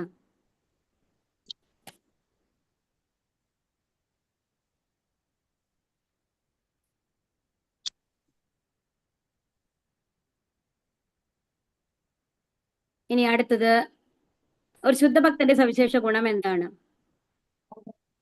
ക്ഷേമപൂർവം ദിവ്യമായ ഭഗവത് സേവനത്തിൽ നിരന്തരം ഏർപ്പെട്ടുകൊണ്ടിരിക്കുന്നു. ശരി, ഓക്കെ മാതാജി. തരത്തിലുള്ള ഭക്തന്മാർ ആരൊക്കെ? 5 തരത്തിലുള്ള ഭക്തന്മാർ 5 തരത്തിലുള്ള ഭക്തന്മാർ ആരെല്ലാമാണ്? ഇപ്പൊ നമ്മൾ പറഞ്ഞതാണ്, പറയൂ. ശാന്തഭക്തൻ, ശാന്തഭക്തൻ, ദാസ്യഭക്തൻ, സഖ്യഭക്തൻ, വാത്സല്യഭക്തൻ, മാധുര്യഭക്തൻ. ഓക്കെ, ഹരേ കൃഷ്ണ. ഇനി അടുത്ത ദിവസം ആണ്. ഇനിയിപ്പോ കഴിഞ്ഞില്ലേ, ശ്ലോകങ്ങൾ കഴിഞ്ഞു. നാളെ നോക്കാം കേട്ടോ. ബാക്കി ഹരേ കൃഷ്ണ. പഞ്ചാകൃപാസിന്ധുഭ്യേവ പതിതാനാം പാവനേഭ്യോ വൈഷ്ണവേഭ്യോ നമോ നമഃ. അനന്തകോടി വൈഷ്ണവവൃന്ദ കി ജയ്, പ്രഭാത് കി ജയ്, ഗുരു മഹാരാജ് കി ജയ്, ഗൗരി പ്രേമനം ആനന്ദേ. ഹരി ഹരി ബോൾ. ഹരേ കൃഷ്ണ. ഹരേ കൃഷ്ണ. ഹരേ കൃഷ്ണ.